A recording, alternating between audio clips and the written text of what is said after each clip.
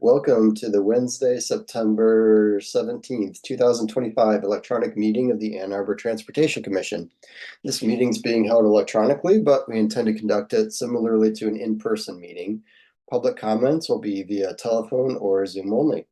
To speak during any of the public comment opportunities, please call 833-548-0282 and enter the meeting ID number 966-2488-9458, or join via the Zoom link. This information is also available on the published agenda, in the public notices section of the city website, and on the broadcast of this meeting, hopefully on CTN channel 16. Ariana, if you would like to now call roll, please. Sure thing. I will now call roll. Please say here and from where you are dialing in when your name is called. Councilmember Ackman. Here, Ann Arbor. Commissioner Carpenter.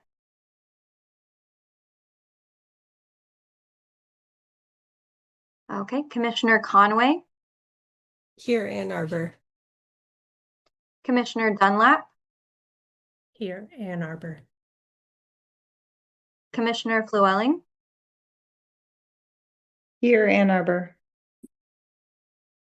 Commissioner Hatamaki. Here, Ann Arbor. Commissioner Hulk. Here from Ann Arbor. Commissioner Jacobson. Here, Ann Arbor. Commissioner Keeler. Commissioner Lee. Here from Ann Arbor. Commissioner Zecker. Here, Ann Arbor. Commissioner Hutchinson. Here from Ann Arbor. Commissioner Margolis. Commissioner McCready. Here from Ann Arbor. Commissioner Redinger. I am here from Ann Arbor, but I don't think I'm a commissioner anymore. Okay. Commissioner Reed. Here from Pittsfield Township. And Commissioner Stupka.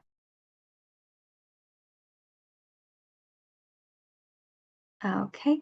And then Commissioner Keeler.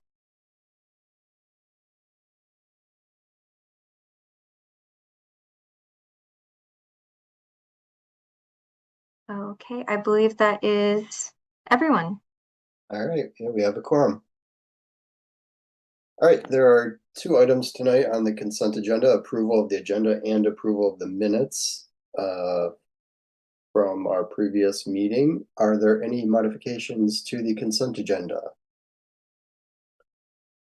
Seeing none, is there a motion to approve the consent agenda as presented? Moved by Wanwu, seconded by Dharma. All those in favor of the motion, please say yes or raise your hand. All those opposed, please say no or raise your hand. The consent agenda is approved. Next up is the public comment portion. This is an opportunity for people to speak for up to 3 minutes. Again, please call 833-548-0282 and enter the meeting ID number 966-2488-9458, or connect via Zoom as described on the agenda. City staff will select callers that have raised their hand one by one using the last 3 digits of your phone number or the person's Zoom ID.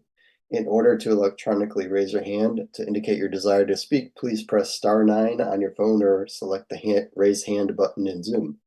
You'll hear an automated announcement that the host is allowing you to speak. When speaking, please move to a quiet area, mute any television or background sound so that we can hear you clearly.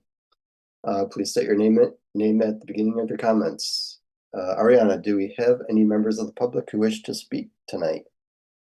Yes, it looks like we have a few in our queue here. So I will start with Finbar. So I'm going to be transferring over so that you can speak. You will be allowed 3 minutes, and I will give you a 30-second warning, but before your time is up. Hello, can you hear me? Yes, we can hear you. All right, hello. This is Finbar Conroy Martin calling from Dexter Road. I have some concerns with the Dexter Sidewalk project. I believe that the design is poorly implemented and goes too close to residents' homes and destroys much of the landscaping and trees along the road. We need to reduce the speed limit on Dexter Road. Cars frequently travel double the speed limit. It is very unsafe, but the current sidewalk design is not a solution either. Please consider redesigning it, incorporating better drainage design as well, and placing the sidewalk atop of the drainage closer to the road, perhaps with barriers or bollards to protect the pedestrians. Thank you very much, and I hope you also forward the speeding concerns to AAPD. Thank you very much. Thank you.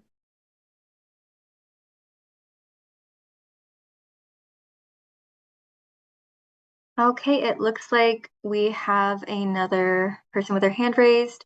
975 is the last 3 digits of their phone number.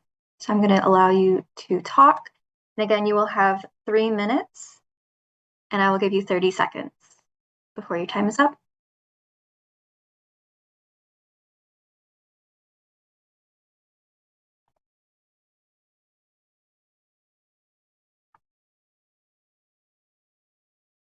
Caller, oh, there we go. Unmuted.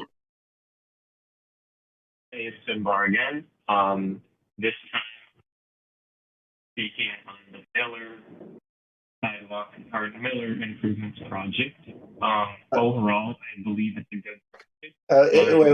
Wait. Just a moment, if you could. First of all, the audio is really choppy, but is this Finbar again? If so, Yes. we only allow one opportunity for each person to speak. Oh, sorry. Yeah, those just rules of the commission. I'm sorry. As always, feel free to write an email or call in at the next meeting, please. Oh, yeah, for sure. Sorry, I just called on 2 devices and I wasn't sure which one would get picked first. Understood. Ariana, I feel like Finbar did not use all of his 3 minutes. He did not, so he still So- had about a minute and a half if you'd like Okay, to use that. then yeah, I think given that, then yeah, feel free to go ahead. We'll continue on with Okay, the thanks, timer that we guys. had running. Yeah, go for it. Thanks, guys. I appreciate that. So yeah, just talking about the Miller project. I mean, generally, I'm supportive of it. I mean, I really, really like the reduction in the speed limit and the speed tables. If we could do something like that on Dexter Road, I think that would be excellent. Because again, I just voiced my concerns about the speeding a couple months ago. Anything to slow down the people going out of town to Dexter, flying at 50, 60 miles an hour, and then also people that are coming into town also flying 50 miles an hour. So if we could do some speed bumps, traffic calming, that would be excellent and much better than a sidewalk, and also just increase the safety of the corridor as well. And yeah, I mean, I wouldn't be against protected bike lanes on Dexter Road either. And one kind of like side effect or byproduct of the Miller project, I think, is that people will be discouraged from driving on Miller. So I think they're going to speed on Dexter. 30 seconds. Thank you. That's about it. That's pretty much all I have to say tonight. Thank you guys so much. Thank you. Thank you.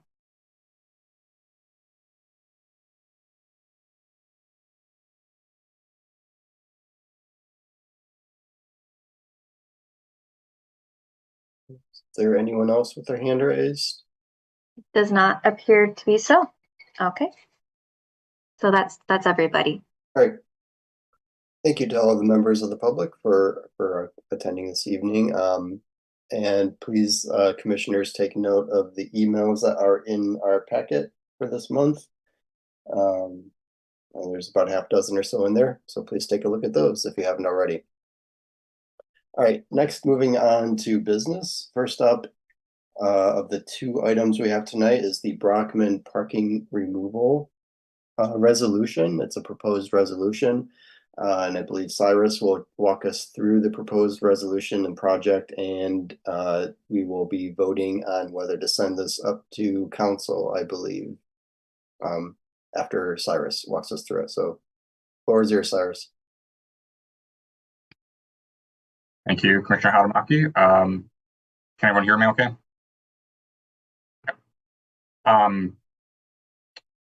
I'll briefly summarize the project. I think we originally budgeted time to go into more detail, but I know a few of you have been to meetings regarding the project, and most of it is relatively straightforward, and we're focusing really on the action, the business action in front of you. But to summarize the project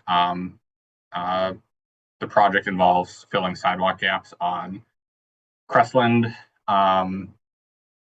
and Brockman, which are Brockman Boulevard and Crestland Drive. They are two east-west streets that are south of Stadium Boulevard, near Packard, south of Packard and Stadium, the intersection. Crestland is relatively straightforward in terms of the technical challenges. Brockman did involve a little bit more iteration in the public engagement and the sort of technical feasibility to especially to reduce impact to trees and things of that nature. The action item in front of the commission today is related to a removal of parking along Brockman to facilitate the construction of the sidewalk. So as I'm sure many of you are aware, a removal of parking for more than one block requires city council approval. So as the advisory commission on these matters to council, we're bringing this matter before Transportation Commission to weigh in on that action. It's in front, it should be in your packet, but I will share as well. Have the resolution up. Let's see.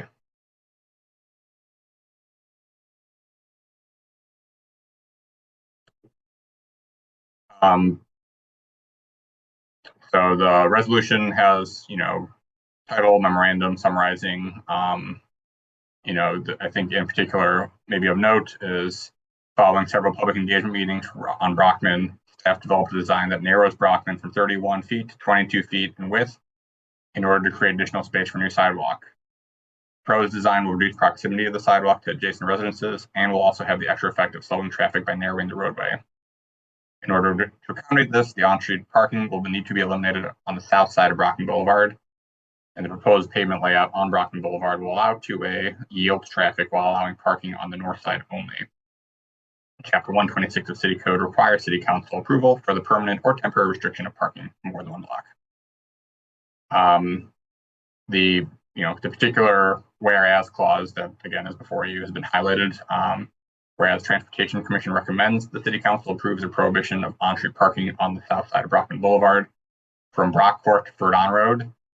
That is not the full extent of the sidewalk gap. You can in the very first whereas clause, you can see the sidewalk gap extends from Packard to Verdon Road. So this is it is a sizable segment. I believe it's the majority of it, but it's not for only the section from Brockport to Verdon will need parking prohibited along the south side.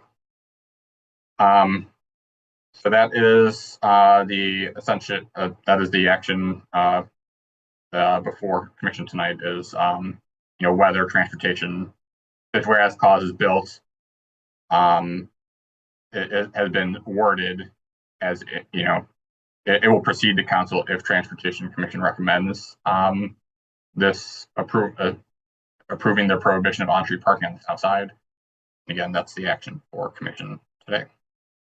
Are there any questions?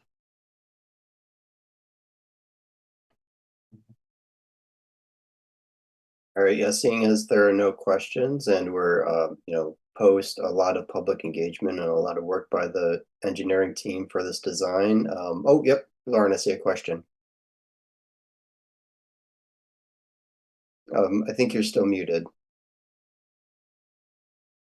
Apologies. This is There we my go. first session as a commissioner on the Transportation Commission. So I don't quite have the same context as perhaps others. What I don't see reflected in this memorandum is the reasonings for this ban that emerged from the public engagement.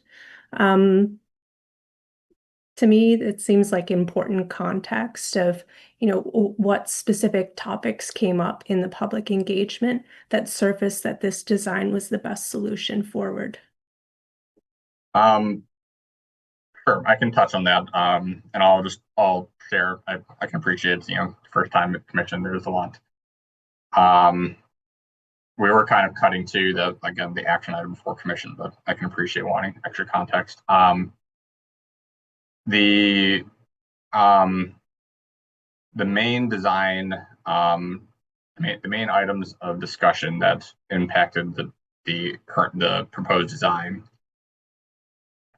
related to,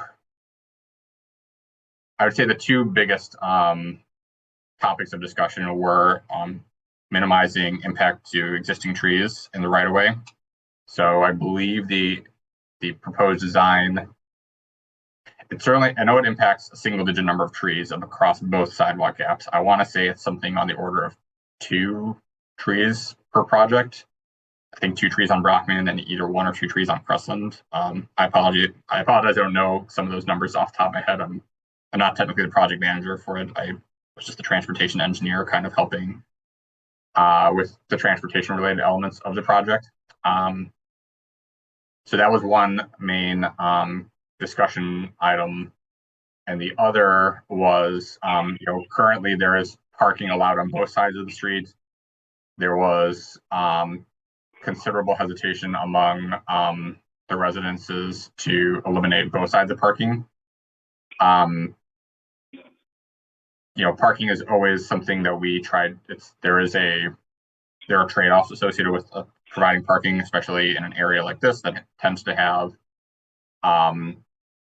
plenty of off-street or at least some off-street parking. It varies, residence to residence, but there's a number of private residences that each have their own driveway with some amount of off-street parking provided. So it's not inherently about the parking supply for those residences, although of course they will have some occasional need for more parking than their property allows. From a transportation professional perspective, one of the benefits of providing an additional side of parking is that it creates further friction in the road. As I'm sure many of you are aware and have heard us say in different contexts, the wider a street, the more the human mind sort of takes to seeing it as a free-for-all, to speed more. Nick, I know Nick can weigh in because he was at pretty much every public engagement meeting with me. So Nick, please help fill in a gap that I'm not having. Yeah, just to add a little more context to the decision-making process, we kind of had 2 options in terms of building the sidewalk. We could build it, so there's a row of trees out there in about the place you would expect the sidewalk to be, but the public right-of-way is extra wide. So the one option that we had was to build the sidewalk on the, I guess, if you can envision the house side of the trees, so with the trees between the sidewalk and the road, and there's enough public right of way to do that. But the downside of that is that at least on one side of the street, it gets the sidewalk pretty close to where the houses are there, and that was a concern among the residents. The other option that we had was to move the curb line of the road, functionally narrowing the street. And by doing that, we created space in which we could build the sidewalk. And that is the option that we all ultimately settled on through the public engagement process. And that doing that, as I said, narrows the street. Because we're narrowing the street, we can't any longer have parking on both sides of the street. So thus we are here for the resolution to remove parking on one side so that, to maintain enough space on the right way, if that helps. It does. Thank you to both of you for helping to clarify that. Yeah, of course. Thank you for the question, and thank you, Nick. I appreciate the additional context. Are there any other questions or any other, items for discussion before commission, votes on this item? All right, seeing none. Is there a motion to vote on the resolution to prohibit on-street parking on the south side of Brockman Boulevard from Brock Court to Ferdon Road? I think we have a raised hand. Pete, seconded by, Thank you. anyone want to second it? I guess I'm not seeing everybody's hand, sorry. I can second it. All right, there we go, thank you. Seconded by Rachel. All right, actually, could we, Cyrus, maybe stop sharing so we could see the votes? Yep. Thank you. All right, all those in favor of resolution to prohibit on-street parking on the south side of Brockman Boulevard from Brock Court to Ferdon Road, please say yes or raise your hand. Yes. All those opposed, please say no or raise your hand. The resolution is approved and that will go to City Council. So thank you everybody for that. And thank you again to Cynthia and Nick. Kate. I just wanted to give kudos to the staff for that. That seemed like a really powerful use of public engagement, and it seemed like I'm just impressed when there's a willingness to kind of step back from the initial design and consider people's viewpoints. And it seems like you ended up at a place that in my mind is like the best of all worlds: a narrower road, sidewalks, the tree stays. So I just wanted to commend you all for that. I'm sure it was a lot of work to get to where you got to. Yeah, agreed. Kudos. All right, second. I'll pass that along to the other project staff who aren't here tonight. So thank you. Second business item tonight, an update to the Transportation Commission ordinance. So this is an update to our bylaws, I believe. Let's see, Ariana, is it you who is going to introduce this, or Melissa, or somebody? It came from Mr. I believe Cynthia is going to be presenting this. I know Melissa is also familiar. Okay. Yeah, this is recently added to our agenda in the last few days, so I don't really have a lot of background on it. So, do you guys have it up that is available to share the addition to our bylaws?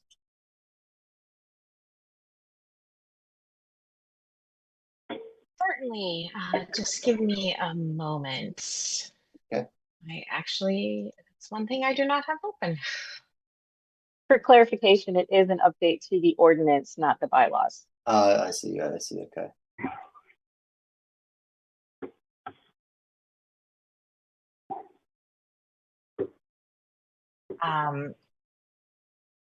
And in all honesty, council member Ackman may wish to speak on this topic as well, because I think you have some familiarity with that.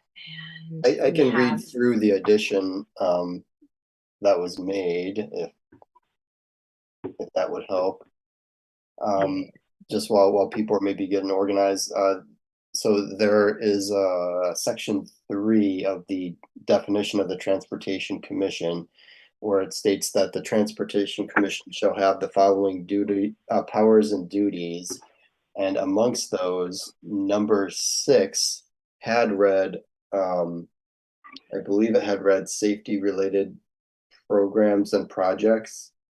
And the proposal is to add to that sentence, including consideration of vehicle and pedestrian crash information and recommendations for crash prevention provided by city staff.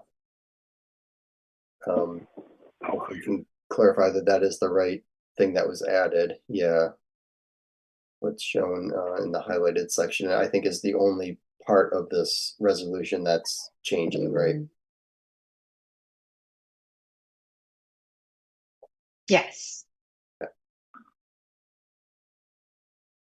Can somebody maybe fill us in on where this came from?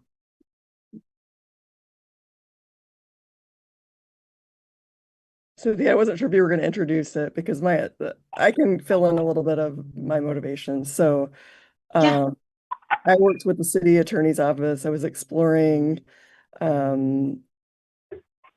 ways to incorporate our oversight of crash incidences. And I know that that's something that the commission has been working on since last year before I switched back with Erica. And I had looked at some other models in other cities. Those cities had a much higher number of serious crashes and had their own citizen committee that was devoted just to crash review. After talking with the city attorney's office, and Cynthia, I think feel like this is where staff would help. I believe that he worked with transportation staff to basically incorporate something that was workable within our current commission and that was consistent with work that was already planned in terms of our group's crash review. So this again just changes the ordinance in terms of what it says the Transportation Commission is responsible for.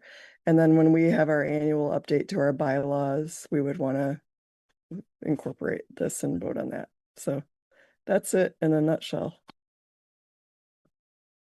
Yeah, and I think what I would add to that is that it's consistent with the crash review team that we have had in place that has been working for about a year now, and with that revised reporting that we've been doing for the commission. So it, as Councilmember Ackman said, it's pretty consistent with work that was ongoing and planned.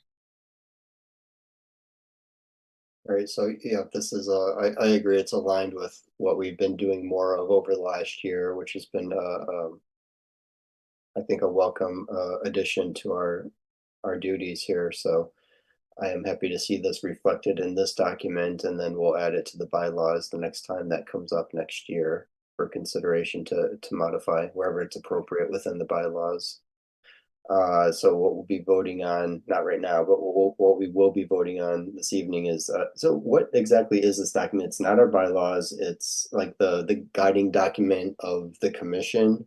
City code, yeah, it's within our, Okay. city laws that sets up different commissions. So Defines what the commission, yeah, okay, all right, that sounds good. Pete, question? I just wanted to say thank you for your extra effort this past year on looking at crashes and the crash review process and for this change. I think it's a good change to make. Thank you. Agreed, yeah. Okay, Nick. I'll throw something out for consider. I didn't know this was coming forward, but otherwise I would have brought it up before now. But just to bring this up for consideration, since we're talking about amending this anyway, Part 2B talks about staff on the commission, and it lists the city administrator. The city administrator has not come to the Transportation Commission in years. That is actually delegated down 2 levels to me, which is why I've always been coming to the, well, infrequently, I guess, recently to the Transportation Commission.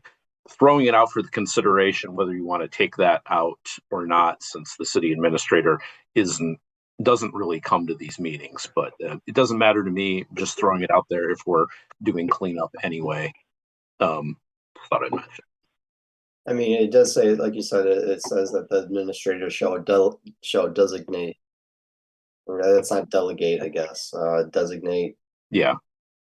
Support staff like the transportation staff and Ariana, for example. But and he has delegated, and I guess he can delegate, but I just thought I would mention it since that's not actually been a really functional part of who's participating. Mm-hmm. And that includes the chief of police, and there's no mention of the chief of police delegating to other staff. Um, how about, I don't like to wordsmith on the fly here. I think that's valid, and we'll bring it back in next month. I think let's confine it to the section in question, and then maybe we should look through the rest of this and identify if there are any other changes, and maybe do all of those including this attendance one next month. Because that's something else that we'll have to get into the bylaws. I think we've updated the attendance list for the bylaws once or twice before, so we'll do that as well. Thanks for noticing that, Nick, and bringing it up. I don't disagree that should be updated as well. But for today, let's stick with the agenda, and it's an update to section 3A6. So are there any other questions or comments on that? Seeing none, is there a motion to vote on the update that we talked about to section 3A6 of the Transportation Commission definition? Moved by Eric, seconded by Wanwu. All those in favor of the recommended change, raise your hand or say yes. All those opposed? Yeah. Raise your hand or say no. The change is approved. Thank you, everybody, for those two business items. All right, and yeah, Ariana will have to make a note to at least bring back that the membership part of this at some future. It's not urgent, but the next couple months. All right. Next is the information and discussion section of the agenda. First up, we have two items tonight. First up is a update on the DTE streetlight project. Cyrus, the floor is yours for that one. Thank you again. I don't have materials to present as such, but I'll share my screen again just because I do have the project webpage, and that might be a useful resource to talk through. So, a moment.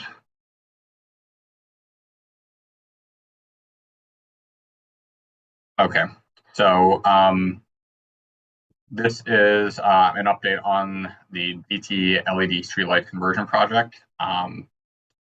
So as noted on this page, it's a grant-funded project that allows the city to transition DTE streetlights from less efficient high-pressure sodium lights to more efficient LED lights. So for some context, first of all, just taking a step back to acknowledge that streetlights are an aspect of our transportation network. We typically, I'd say that the focus of our team's work has typically been where streetlights, affect travel patterns, like especially streetlights at uncontrolled or mid-block crosswalks. That being said, there is a much larger universe of streetlights outside of that subset that we also have a role in. And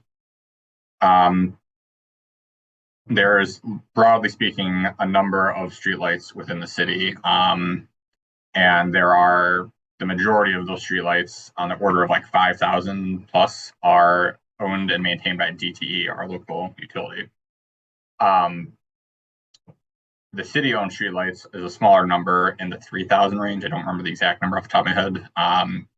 And those are, by and large, LED. There's a very small number that aren't, that we were working to convert. By comparison, DTE's 5,000 plus lights are largely not LED. So this has been potential project item for a while. The return on investment, even without grant funding, was impressive, on the order of just a few years. With grant funding, that brings it down to, within a year or two, frankly. The return on investment just for the energy savings alone is quite high. So the intent of the project is to convert those remaining 4,000 plus lights that aren't LED to LED. For some further context, as related to accepting the grant and our public engagement up till now, a big point of discussion that staff knew going into this was related to the differences between LED lights versus high pressure sodium.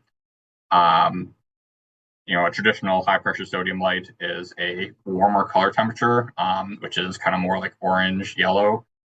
LEDs can be various color temperatures, but DTE standard is a cooler, kind of white color temperature.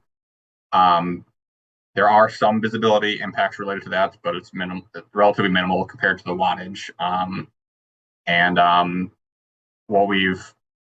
After a fair amount of discussion with DTE and some public engagement along these lines, we were able to settle on a sort of multi-pronged solution here. Instead of all 4,000 of those lights being installed at DTE's standard, that cooler 4,000K color temperature, oddly enough, cooler is a higher number. The warmer color temperature of 2,700 is going to be installed across all converted lights. What does differ a little bit is the wattage. So I'll scroll down here briefly to indicate, the quick facts here. The majority of the lights that will be converted are going to be at the lower 48 wattage temperature. Those are mostly on our local streets. On any types of arterial, collector, major roads, we're going to have the slightly higher wattage temperature, again, for visibility concerns.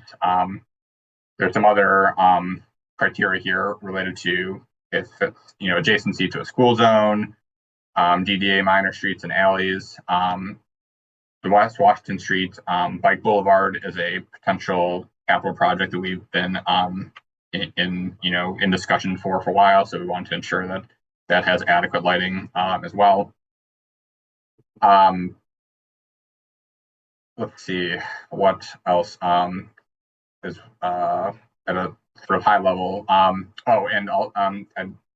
It is stated, I believe, somewhere on here, certainly in previous project materials, but again, going back to that uncontrolled and mid-block crossing, this actually indicates uncontrolled crossings, but that's going to be on smaller roads.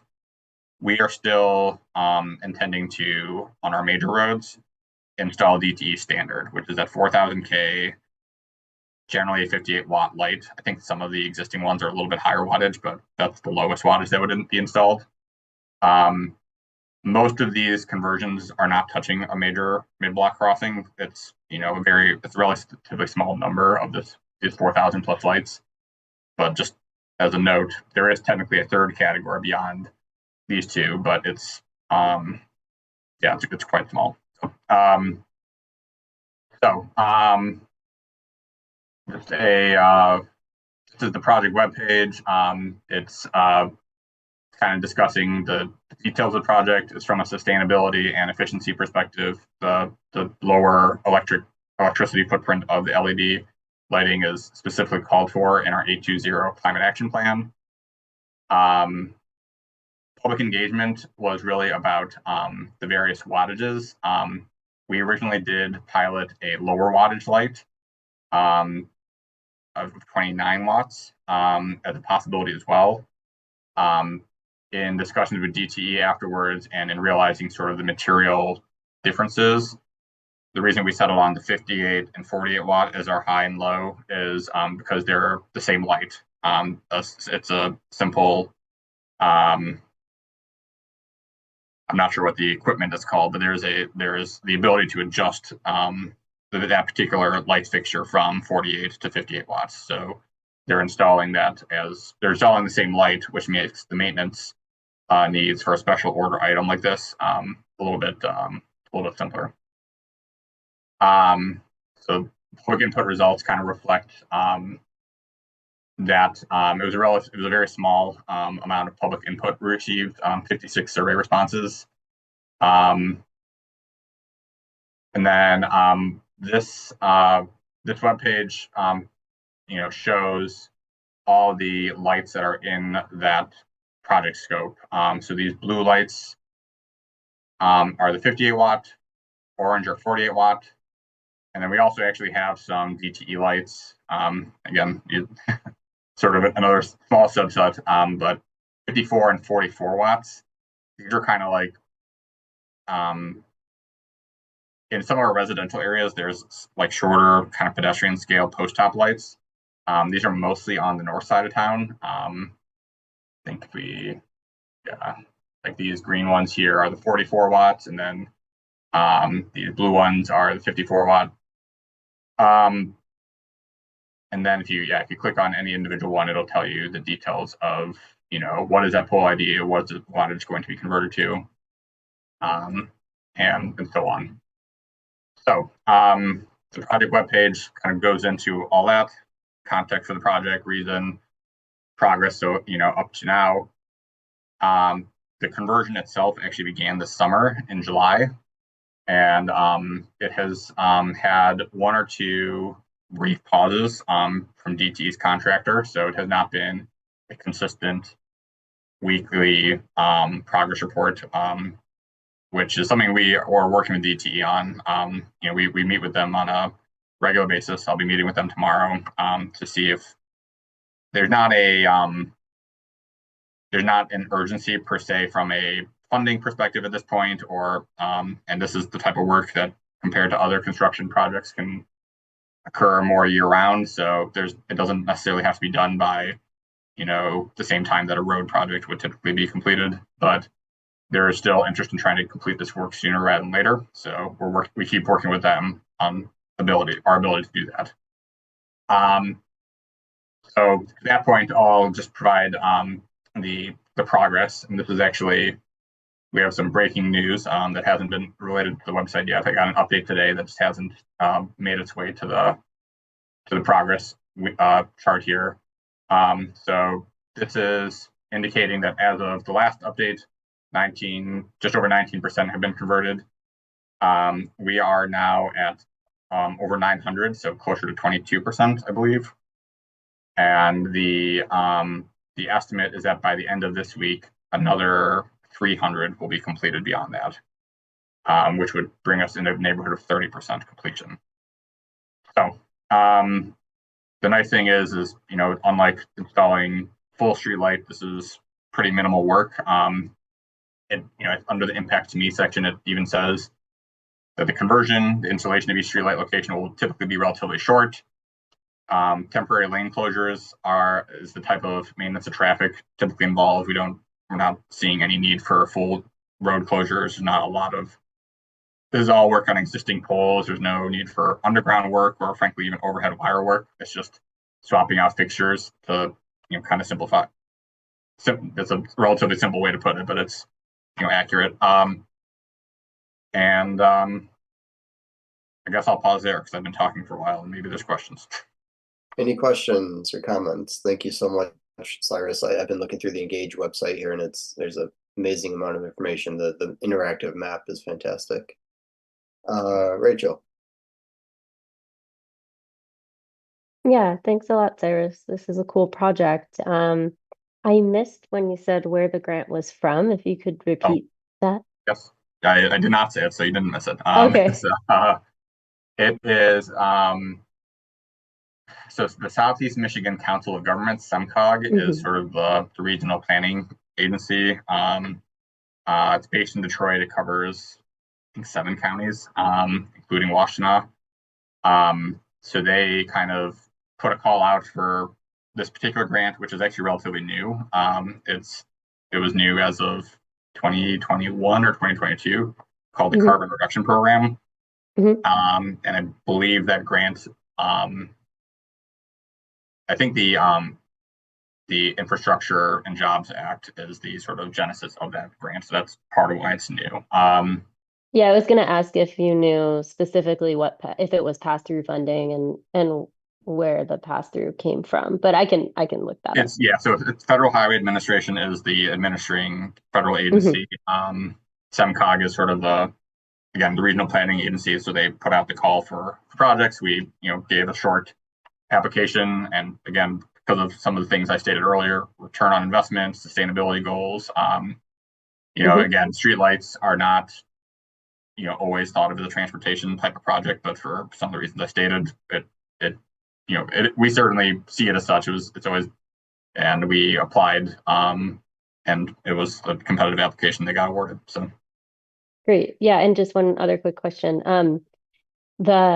You mentioned that you had a public engagement survey. And I'm wondering if you had any other forms of public engagement. I'm thinking about some of the street calming or the traffic calming projects, for example, have like these almost like interactive elements of public engagement where there's like a sign as you're traveling down the street. And this seems like the type of project that would have really benefited from a mode like that, where people maybe could see like two different wattages next to each other and then be asked the question in real time, like, which of these do you prefer, or something like that. You're fitting great with our public engagement staff because I realized I glossed over that. We did do that. Oh, okay, cool. I said survey and without indicating, what the baseline of information was asked for in the survey. What we did was we asked DT to install the different wattage and color temperatures that again, none of them were the standard 4000 K. It was all, I think 3000 K was the one color temperature, 2700 is what we ended up on.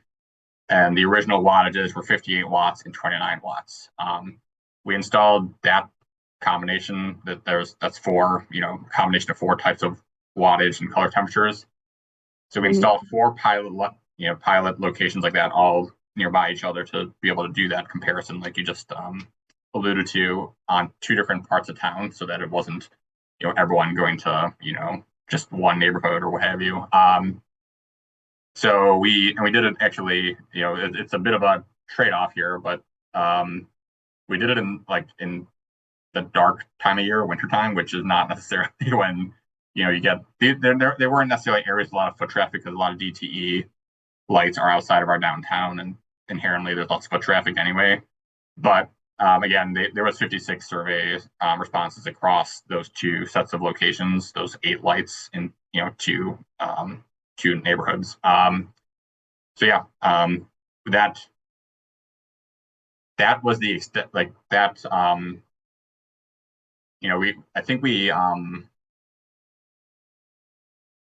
We sent out postcards, and I think we also, the biggest thing that I think upticked was, as you might expect, publishing an MLive to kind of push that there was a public engagement along these lines. So that brought it up to 56 from whatever lower number it was.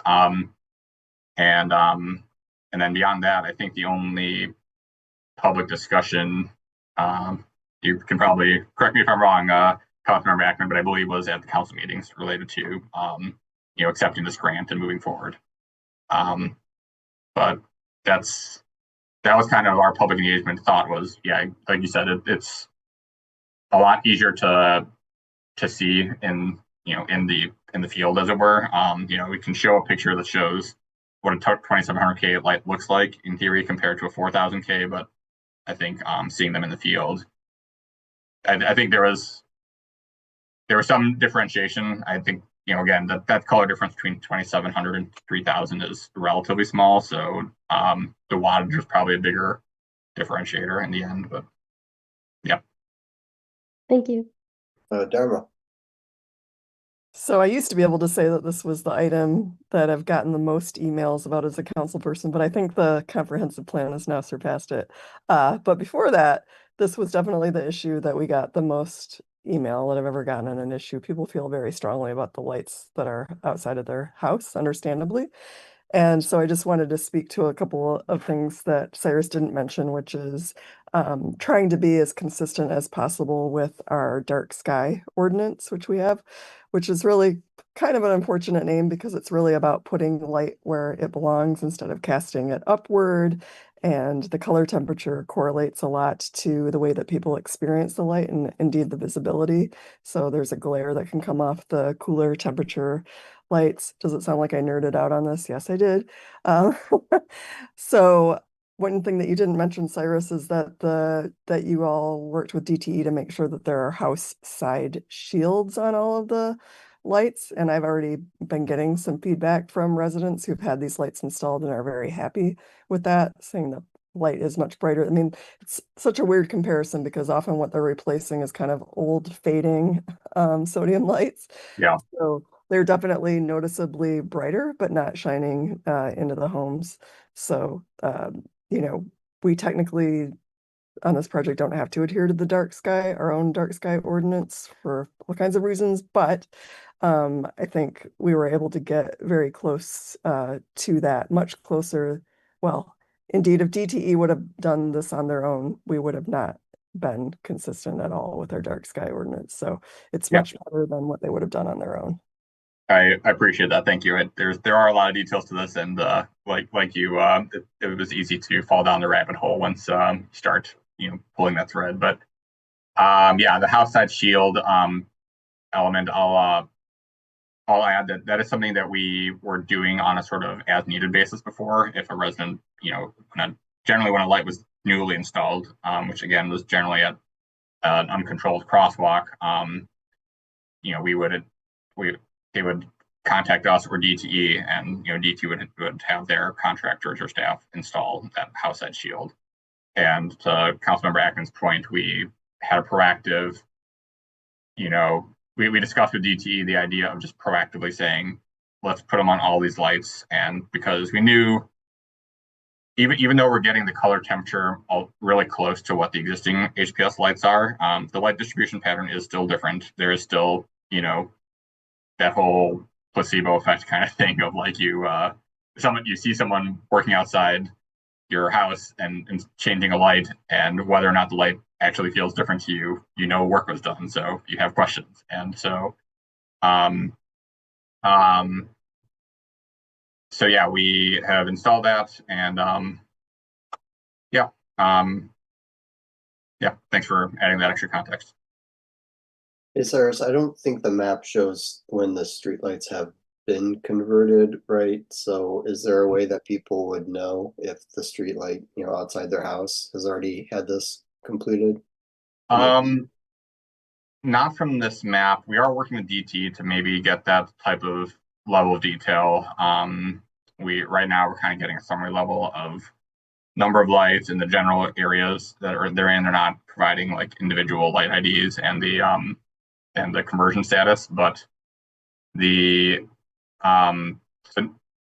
whether or not we get to a point where we can update on the map, one way that people can tell is if they walk outside to a light that's been, there's actually a sticker underneath. Like if you look up at the fixture, there's information that you can see that'll say like 58 watt LED or 48 watt LED. So it doesn't necessarily,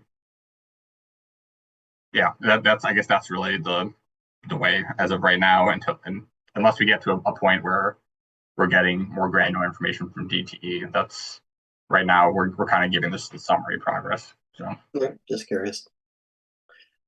All right. Well, thank you very much for that update.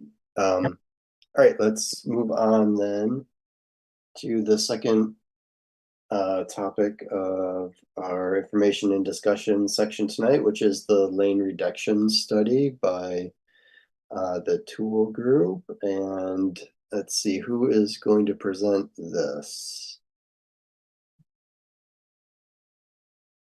I'm Lucy Gibson. I'm a principal traffic engineer from Tool Design and been working with Trevor. Trevor, do you have any opening comments, or should I dive into? I have a set of slides that'll take you all through. Very good. Yeah, and thank you. Hello, everybody. I'm Trevor Bryden. I'm a transportation planner on staff at the City of Ann Arbor. I'm the project lead for the city for this project. This project comes about at the behest of City Council a couple of years ago, passing a resolution for us to consider safety improvements and other non-motorized comfort improvements that could be available on multi-lane corridors throughout the city. And then gave us a deadline of 2030 to address to evaluate each and every one of these corridors for these types of improvements. We as a staff got together and took a look at an approach to this and saw how we approached these in years past, and decided that given the new plan and our new policies and things like that, and the urgency for many of these corridors, that we wanted to group them together and take a look at them all together and advance them all to a certain degree so that each and every one of these is available for consideration for picking up and advancing these designs. We've feel fortunate to have Tool Design come and partner with us on the study. They have done a number of things that are fairly novel tasks for them. We are asking them to update our methodology for considering road redesigns, which we have a history of in the past, but a variety of things are able to be reconsidered and advanced, and so we're advancing the methodology. We're going to have them help us come up with some conceptual designs, and then that will be the process. So it will last about a year, and we will be starting now, and then have more of the conceptual designs ready for public view and comment and things like that in the new year. I think I have gone on long enough for the context. I'm very happy to present Lucy Gibson. With Drew Parker's support, he's the deputy project manager on this project. They have a series of slides that will dwell mostly on the methodology portion of it, which is the thing that has been the most active for this part of the project, and then give you kind of an outline for the rest of it as well. So without further ado, Lucy, please tell us about about the A2R2. We're calling it A2R2, the Ann Arbor Road right sizing project. These types of configurations are often talked about as diets. It's an uncomfortable metaphor we're trying to avoid. So A2R2, and it saves us from saying such a long title as well. So anyway, without further ado, please, Lucy. Thank you. So I will get my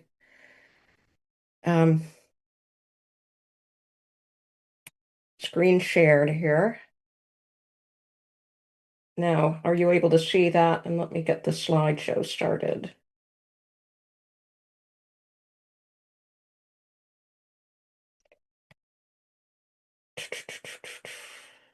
There we go. And then I know I want to.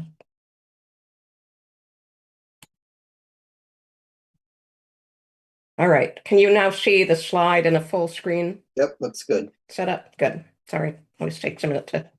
So thanks so much for making time for this tonight. We're happy to share our methodology that we're really just in the early stages. So I'd welcome input. I think as we go through, if you have a burning kind of clarifying question, I'd say raise your hand and I'll try to address it because I don't want people feeling like they've missed something important. And then we'll have time for discussion at the end. So I'm thinking these slides should take 20 to 30 minutes. So here's an agenda for tonight, just a little bit of an overview of the project and some background, and then get into the primary part of the discussion will be on our methodology to look at a reconfiguration analysis, and then just talk about our next steps. So the project purpose is to evaluate 10 of the city's multi-lane roadways and consider road reconfigurations that can reduce speed, better organize traffic, address systemic safety issues for all road users, and incorporate future planned transit and bicycle infrastructure. So I think this is directly from the city's charge of the study, so it may not be new to you. On this slide, I have a map showing all the study corridors, and I'll just read through them as well. Stadium Boulevard is number 1. The numbers are also from the city's RFP. We're not ranked or anything. They don't imply any rank or anything. Then North Maple and West Stadium Boulevard, Packard Street, Eisenhower Parkway, Main Street and Ann Arbor Saline, State Street, Broadway and Plymouth Road, Huron Parkway, Green Road, and Fuller Road. A few of these corridors kind of connect to each other, but those are the, I think our understanding is these are all the multi-lane roadways in the city's jurisdiction. So, and one of the things we've looked at is the past work that's been done by the city. So in 2005, there was a study of a number of corridors, and the criteria that they used were traffic data heavily, looking for, in this case, streets that had a maximum of 800 vehicles per hour as a good candidate for a road diet, though not certainly a hard rule. They looked at crash data and obviously the kinds of crashes that a roadway reconfiguration would benefit from, reducing crashes. And another thing was driveway density. With the more frequent driveway density would indicate more benefit from potentially a reconfiguration that would provide a center left turn lane. And the images on the right show a couple examples from these reports, from one of the corridors where there is an existing condition with, multiple turn lanes in some cases, and then proposed conditions showing a reduction in the travel lanes and the addition of bike lanes. And in particular, the lower figure is what we think of as a classic road diet, where the existing condition in this case was 4 travel lanes, 2 in each direction. And the proposed future condition was 1 travel lane in each direction, a center left turn lane, and bicycle lanes. So again, there's a lot of differences in the existing conditions, but that's one that typically is looked at for those types of roads. In 2019, there was another set of corridors were looked at, and the considerations here were really drew heavily from the FHWA Road Diet Information Guide, which provides a much more detailed process of looking. They give guidance of looking for what are good candidates for road diets. And again, in these cases, road diets are defined as taking a 4 to 5 lane road and narrowing it, reducing the travel lanes to have 3 lanes, typically a center left turn lane, and then 1 travel lane in each direction with space available for other uses. So the graphic I'm showing here on the right is a fairly detailed flow chart. I'm not going to go into detail, but it does explain how you would start with the ADT, the average daily traffic on the road, and sort it into different buckets of, lower traffic roads would be easy and not really need further analysis to do a road diet. And then as you get higher ADTs, you do a more detailed look at each corridor and determine possibility of mitigating any traffic congestion and that kind of thing. And it also gives sort of a hard line of over 25,000 ADT is not a candidate for a road diet. And then further beyond this, there's a Michigan DOT road diet checklist that was used in a study. So, and that was some of the factors in that include whether that's an emergency service route, whether it's in a CMAQ non-attainment area, or whether federal funds were used for road diet implementation. So it's a different set of characteristics. On this slide, we're talking a little bit more about the methodology we are proposing for, kind of up to date, and what it's really inspired by some more recent work that has been published by the National Cooperative Highway Research Program, which we Lucy, call. I see that we have a question. Yeah, sorry. Yep. Oh, Lucy, yes, Please speak but up. could you just clarify on the previous slide? Those are simply recommendations or guidelines. There is not okay. Absolutely. It's Got it. guidelines. So, and it's not a requirement. There's no, most of these kind of things are guidelines and give direction, but Got it. Thanks. definitely not a requirement. So thanks.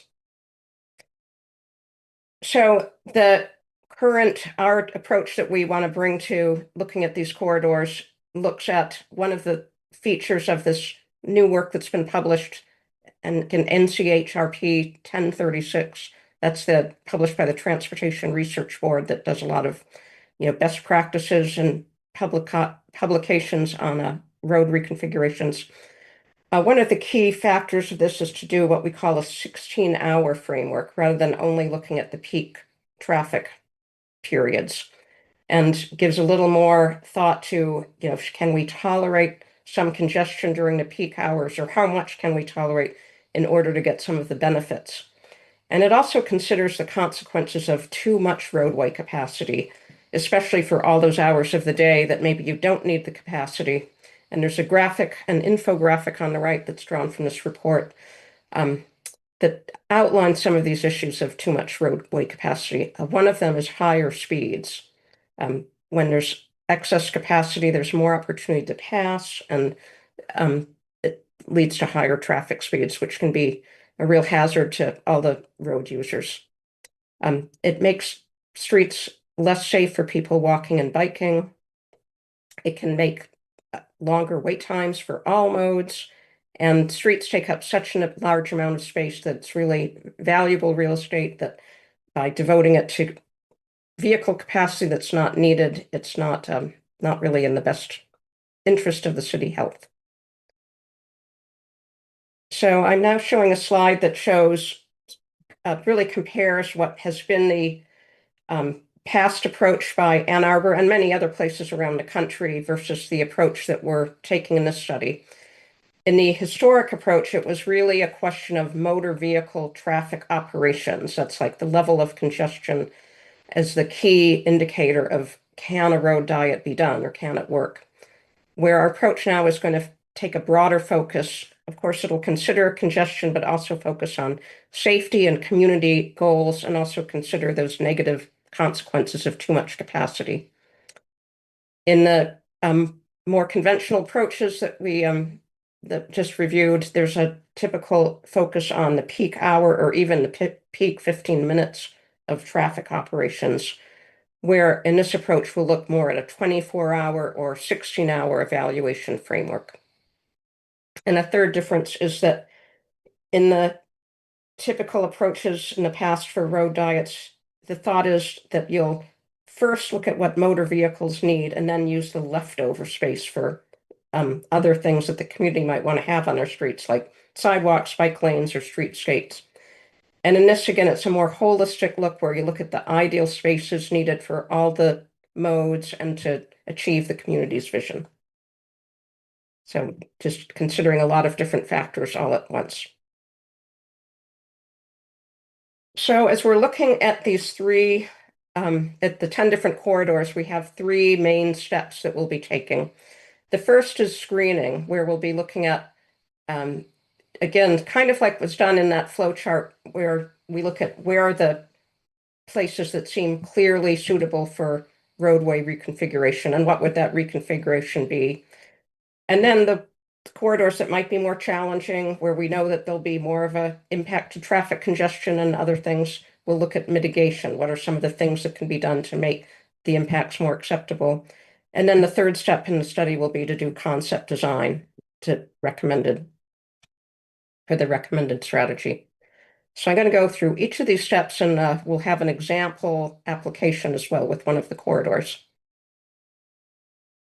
So now I'm showing a slide of the screening process that we'll use. Again, it's following this one report methodology pretty closely. We may adapt it a little bit as needed, but there's 4 basic steps in this process. First, we actually start out considering what are the potential reconfigured cross sections. So we know what the existing ones, a lot of these tend to be 5-lane streets with 2 lanes in each direction and then turn lanes, and what would make sense for a reconfigured street. And to think about that, we'll look at the city's other plans. There's transit corridors are mapped out, you have bike network mapped out, and we'll bring in all that information to determine what would be an optimal future cross section. And then we're going to collect existing conditions, speed and volume data. We'll have what we call ATR counts, automatic traffic recorder, that should be out any moment now, we're hoping. And it will collect hourly data throughout a 7-day period. So we'll have a really good handle on what the daily patterns are and hourly patterns. And then the third step will be, we'll look at the baseline signal capacity for both the existing condition and the proposed conditions that we, think of would be the optimal, again, based on what the city's plans are. And then we'll compare what those operations are to the thresholds for roadway reconfiguration. And what this means is, and I'll show you, again, showed the example, but what is a tolerable condition in terms of road traffic being a little congested for a certain number of hours of the day, or do we need to think about alternate routes and alternate modes and whatnot? And so if we're below that threshold, a typical threshold for this type of analysis would be to potentially think that there could be 4 hours in a given day that congestion would be tolerated given the other benefits. So maybe 2 hours in the morning, 2 in the evening, or it might be different on different corridors. If we're below that threshold, we'd proceed for that corridor to go to concept design. If we're less than that threshold, we might take a little closer look at that particular corridor in particular, how could we change signal timing, some other factors to make more refined adjustments to what the capacity could be? And could we get to that acceptable level of 4 hours or less of congestion per day with making some timing changes? And if not, then we go to the mitigation. So we have an example to share. We're looking at Packard Street between Eisenhower Parkway and I-94 is the whole corridor we're looking at. This particular location that we focused on is near Easy Street, where there was some traffic data collected that we're able to use. It's a little bit outdated. We're going to be getting new data, but for the purposes of this example, that's what we've used. So first, we'll look at the existing conditions at each corridor. In this case, on Packard Street, we have 2 travel lanes in each direction with a left turn, two-way center left turn lanes. There are conventional bike lanes and somewhat narrow sidewalks. The speed limit is 35 miles an hour. And then I have an image here that shows the cross section again, which has 10-foot travel lanes, a 10-foot left turn lane, 5 feet bike lanes, 4-foot sidewalks. So it's really a cross section where all the features are at their minimum width, but that's what we have now. So then the next step we might take at this street, and I'm switching to the next side here, we would be thinking about what would be a more optimal cross section if the road was going to be reconfigured. So some of the things we'll think about would be in the Vision Zero plan, there are different and high injury networks mapped up. And this particular street is a tier 2 high injury network. It's not the highest one, but it's a fairly high corridor with a lot of injuries. This corridor is also proposed as an all ages and abilities major bike route. And it has priority transit service corridor, which is not BRT, not necessarily a full right-of-way planned, but some improvements for transit. So what I have in an image here is a possible future cross-section. Obviously, this is done for example purposes only. We may altogether think of something different for this corridor when we get into the study. But in this case, we are showing 2 travel lanes in each direction at 11 feet, a center turn lane at 11 feet, and then 5.5 feet buffers to separate bike lanes from travel lanes, and then 8-foot bike lanes in each direction. So this is, and for the most part, we'll look to accommodate a future cross-section within the same curbs for this first look. I mean, over time, maybe full reconstruction might happen, which you could have different curb locations, but with the cost and opportunities to reconfigure a road by keeping the curb lanes together are so great that we would want to, look at what can be fitting in without changing curbs. So in this case, the sidewalks, we're not proposing it. In this example, changes to that. So now I'm going to show a kind of a busy slide. So this is showing a chart of, again, I talked about how we're going to be collecting data from each street. This is using old data. It's kind of outdated, but it's just, again, for purposes of example. These are hourly traffic volumes we have going from 24 hours of the day shown for the westbound traffic in dark blue lines and the eastbound hourly traffic in lighter blue. The traffic obviously is very low at nighttime, but it rises in both the morning and afternoon peak. In the morning, it's heavier in the westbound direction. In the afternoon, heavier in the eastbound direction. The hourly volumes are in the order of around 11 1,200 to 1,300 cars per hour during those peak hours. And that's, again, probably a typical pattern that we'll see in a lot of the corridors.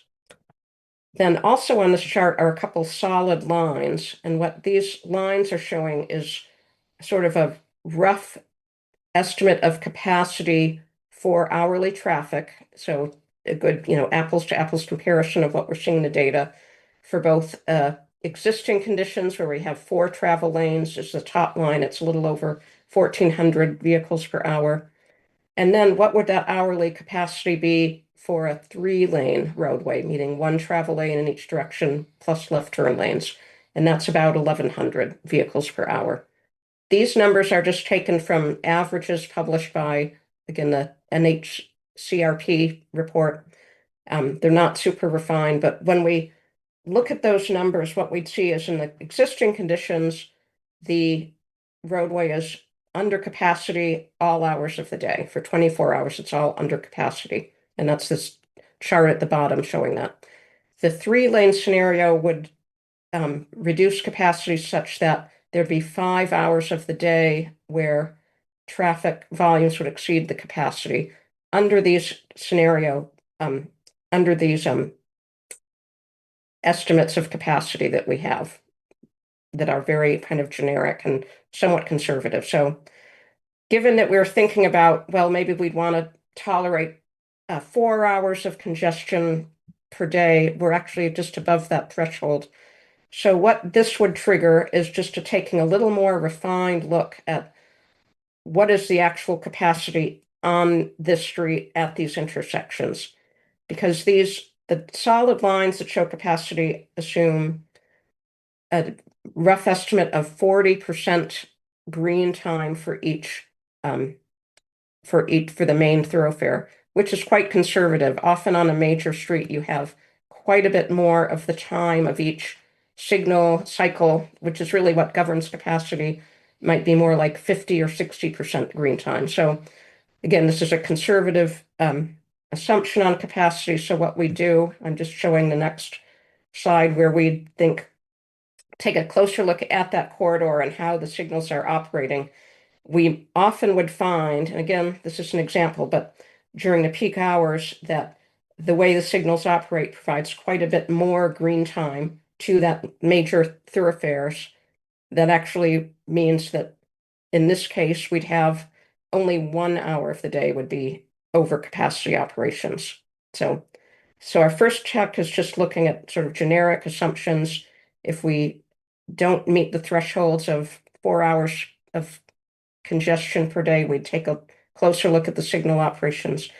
And in this example, we got down to where there'd be only 1 hour of per day where the traffic would exceed congestion. So under this method, that would be felt to be a good recommendation and to proceed with road reconfiguration.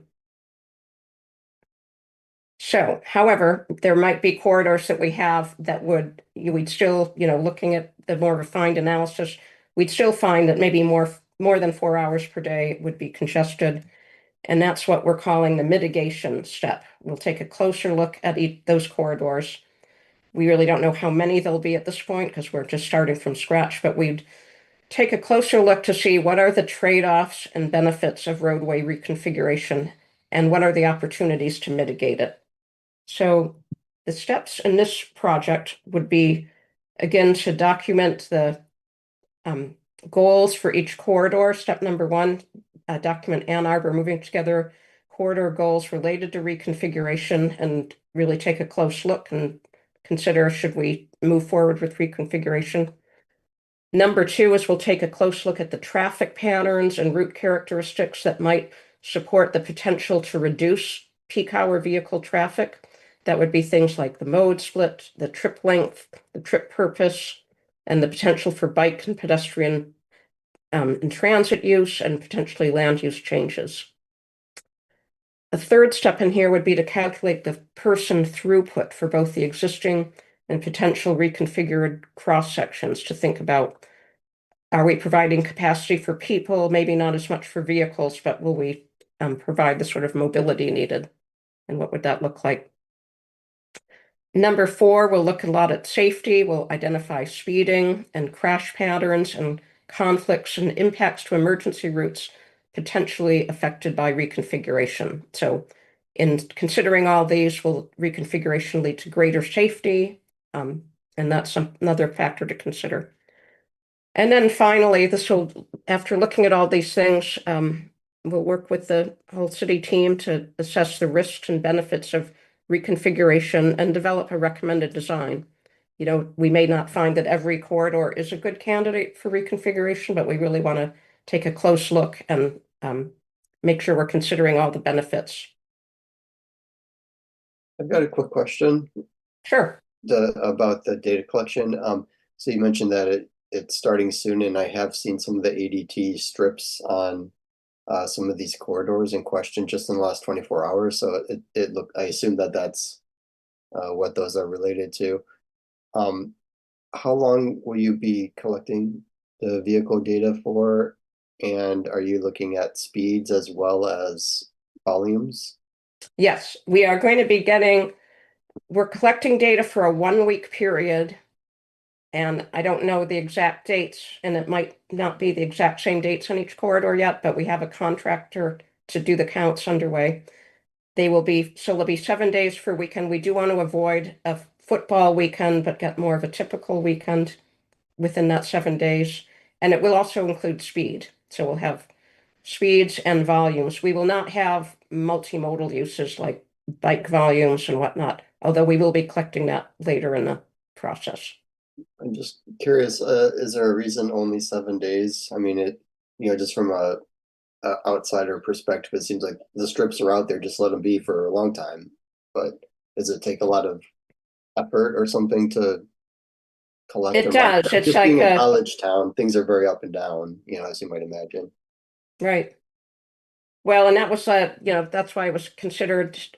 We wanted to have it definitely while the university's in session, but not necessarily a super peak. So, and I think for events like, say, a football game or other special events, I know there's a concert coming up that we wanted to avoid. We don't necessarily design streets for those highest peak events, but we want to design it for a typical event or typical conditions and then manage for the peak events. And the cost of having, we'd love to have all that data of continuous counters, but it would be a very high cost and it would delay the study for a long period to collect all the data. So a week is a very typical amount. And then we can look at continuous counters to see if we've hit some unusual conditions. Okay, thank you. Lauren? Yeah, I had a similar question. Just one other point I'm curious about. My understanding is that the city does have some LiDAR installed at specific lights. For example, recently I know there was a new traffic camera installed at the intersection of Stadium and Industrial. And my understanding is that LiDAR has the potential to detect multimodal. Is that a factor being considered as well in terms of data sources for measuring each street? Yes, so we will be, and I'll get to that in the next stage when we get into design. We will be doing, to get multimodal counts that include pedestrians and bikes, you really need to use camera data collectors. And so that's probably what you have installed. Many cities are installing these cameras as they upgrade signal equipment and so that's the kind of thing that we would be using to collect the detailed, what we call a turning movement count at an intersection.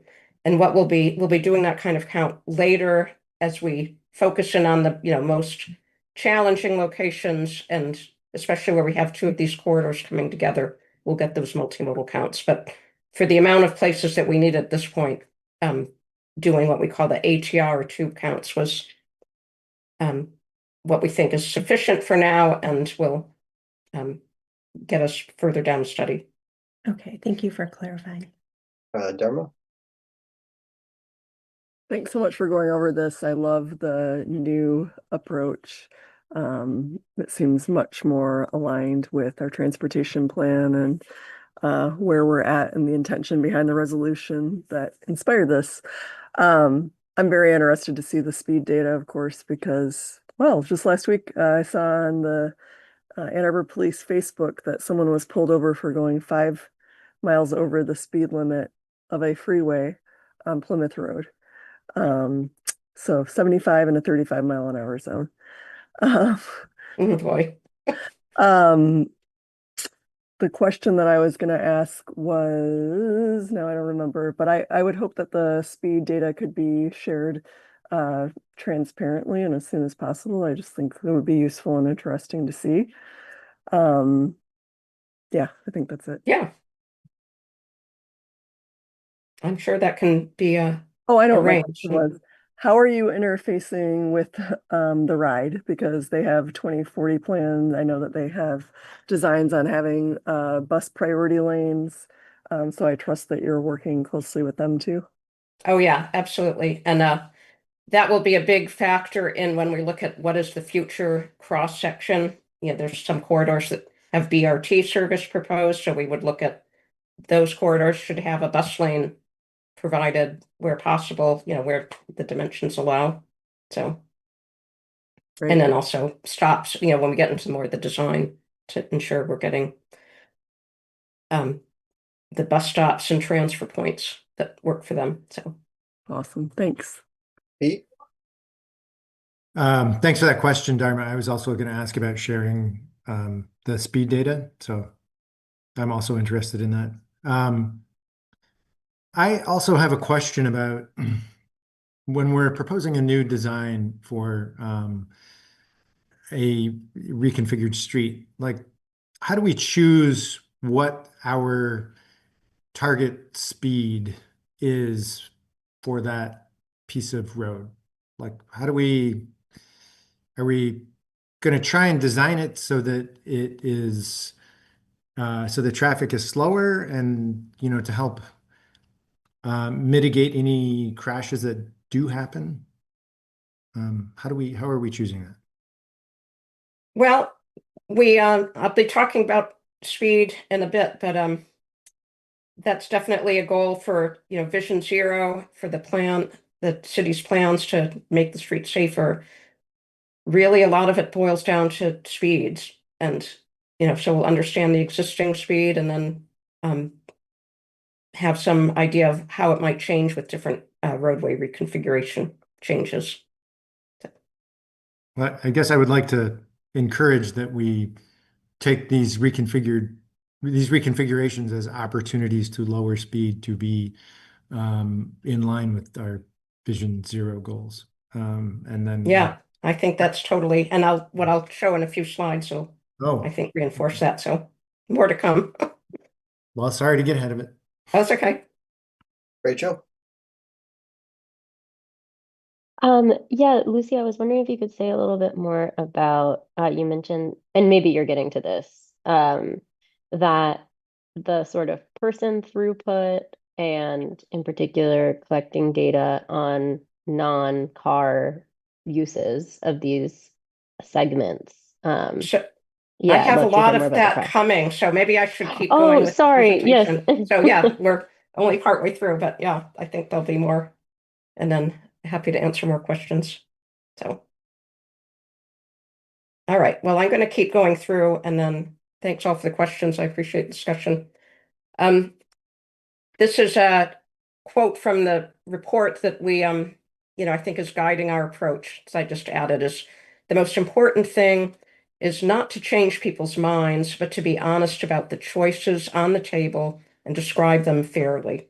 So this mitigation process, again, these are for the corridors that might not be, you know, in the past thought of as easy candidates for a road reconfiguration, but still might have enough benefits and, you know, that they still deserve a close look. So, and another thing that will be kind of baked into our method, I'm showing a slide that shows the myriad of different ways that people adapt to changes in roadway capacity. And we see this in, you know, cities when they take freeways down or do road reconfigurations. And I'll just read through the different ways, but there are all things to be considered. One is just changing a route. Some people might take a different route than they would once that road capacity is changed. People might travel a different time of day and avoid the peak hour because a lot of trips are more flexible about when people go. People might make a proximity shift. They might choose a store closer to home than one further across town, or one that avoids what they view as congestion. Mode change is clearly a big goal. People might decide not to drive, but to ride their bike or take the bus or take another way to make their trip. Trip length change, people might reduce trip lengths and adapt in that way. Substitution, this would be like working online, working remotely, or doing more things virtually rather than making a physical trip. Trip chaining, planning your trips to be more efficient, where you avoid making as many trips out of your house, or just trip elimination, maybe deciding you don't need to make a trip on that day. And these different ways people adapt all can add up to reduced traffic in the peak hour when the capacity we provide kind of encourages types of behavior. So when it changes, these are the changes that we often see. So as I said, our initial wave of traffic counts is not going to be multimodal. That's partly just the technology and covering this many corridors. There really aren't good options. But we do have some good data that we'll be using again to bring into the analysis. This is an output of what we call replica data. Replica is a big data source where we have, and these again, they're estimates, they're not, absolute measurements, but they're based on an aggregation of a lot of data. This is the data for that one section of, again, Packard Street that shows us the existing mode share of different ways that people are traveling on the road. So as you can see, 78% of all the person trips are by driving a private auto. Another 13% of those person trips are being an auto passenger. That means, there's actually in this case, a high percentage of single occupancy vehicles. There's some commercial traffic. There's a small 2% are biking. About 1% are walking. Less than 1% using public transit. So again, these are estimates based on aggregated big data, but they give us some starting point, and we will see different patterns on the different corridors. But we'll use this to both understand the existing conditions, but we'll also use it to understand what are the potential for mode shift, and where are the people going, what are they doing now, what might they do in a different environment. So I'm showing a slide here when, even though there weren't a lot of biking trips, but there were some. And so this chart on the left shows us the average trip length for biking trips using replica data on Packard Street. And what you can see is the majority of the biking trips are of a length between 4 and 8 miles. And that's kind of typical. That's a good biking distance.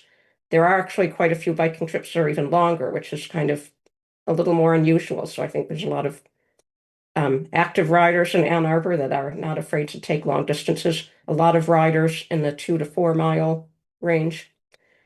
And so when we look at the chart on the right shows the length of auto trips.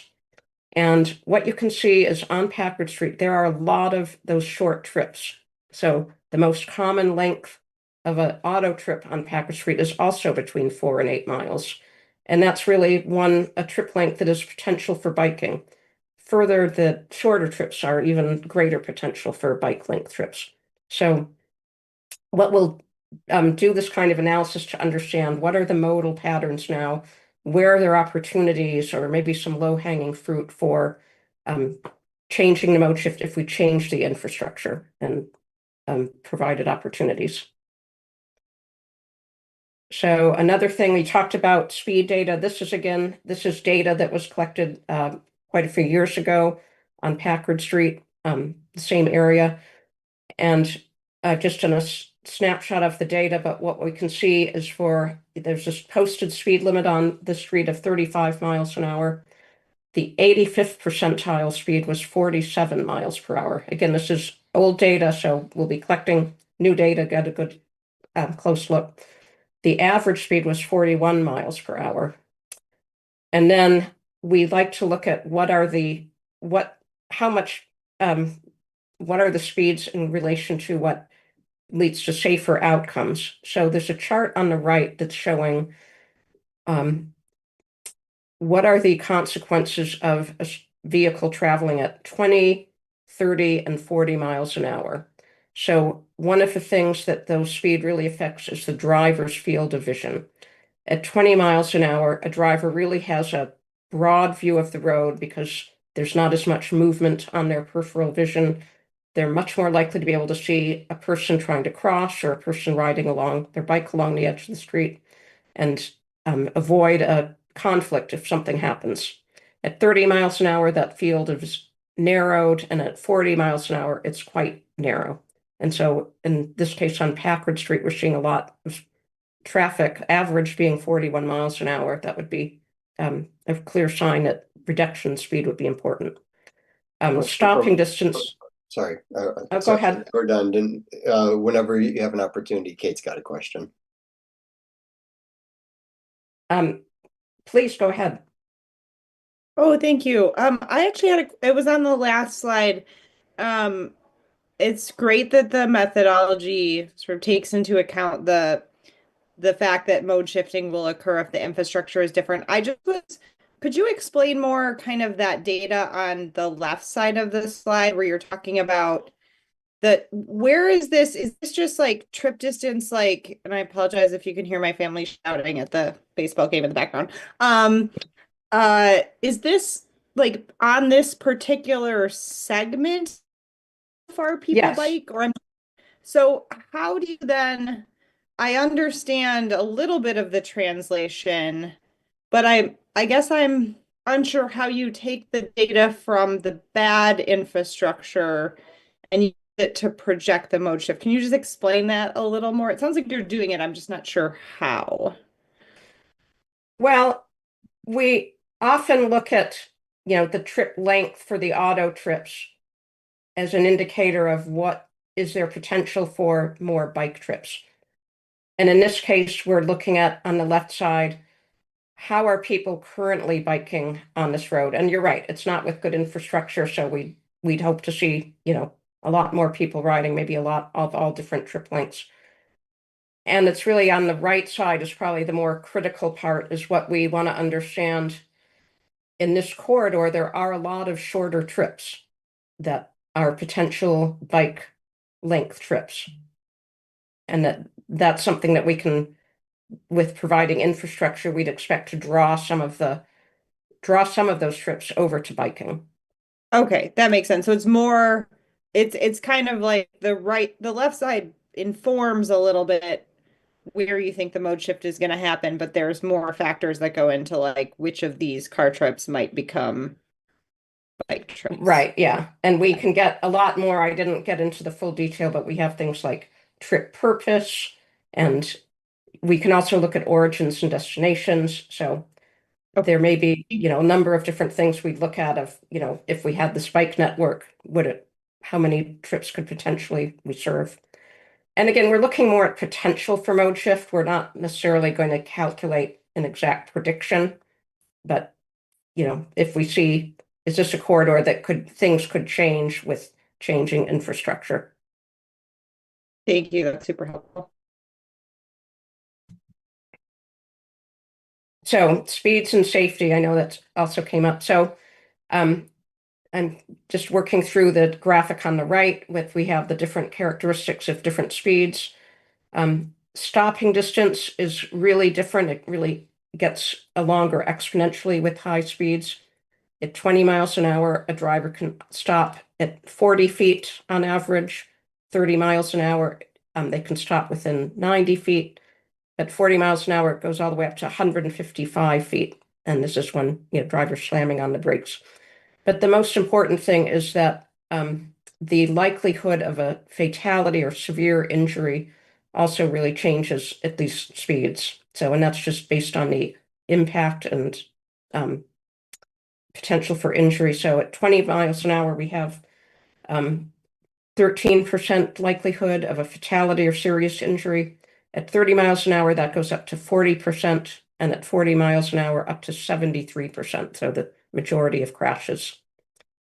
And if we go back to the chart on the left side, we did look at how many people were in these buckets of speed. And so what we found is only 1% of the drivers were in that 20-mile-an-hour range, between 20 and 30 miles an hour, in fact.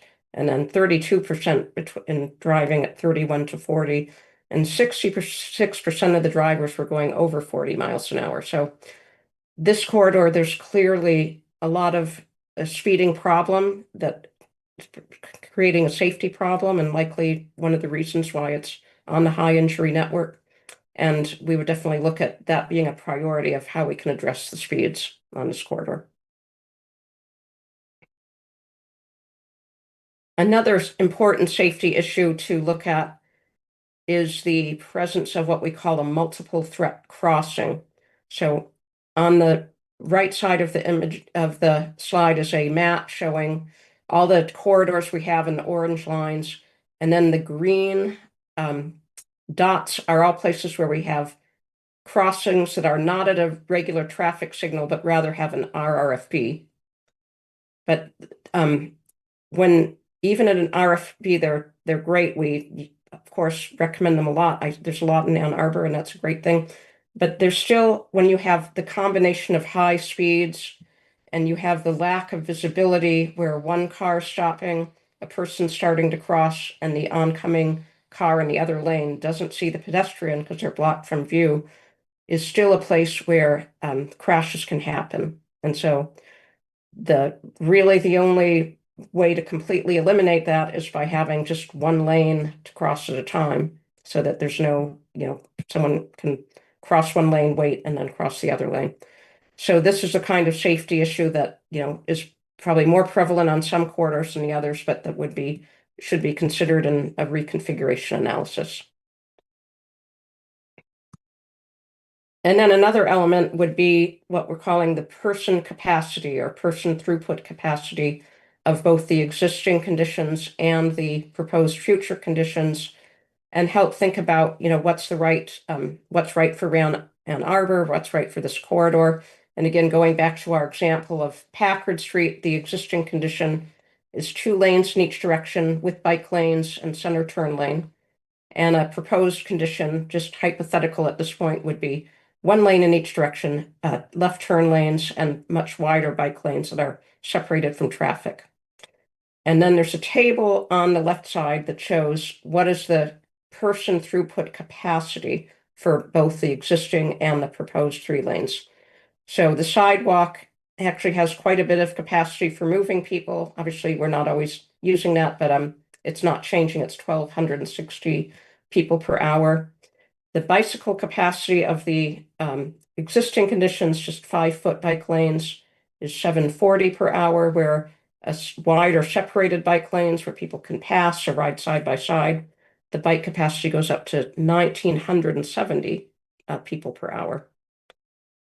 Transit capacity, in this case, it's not changing. We're not recommending any changes to service or bus lanes. So they're both 240 per hour, and that's based on the number of buses per hour on average and how full they are.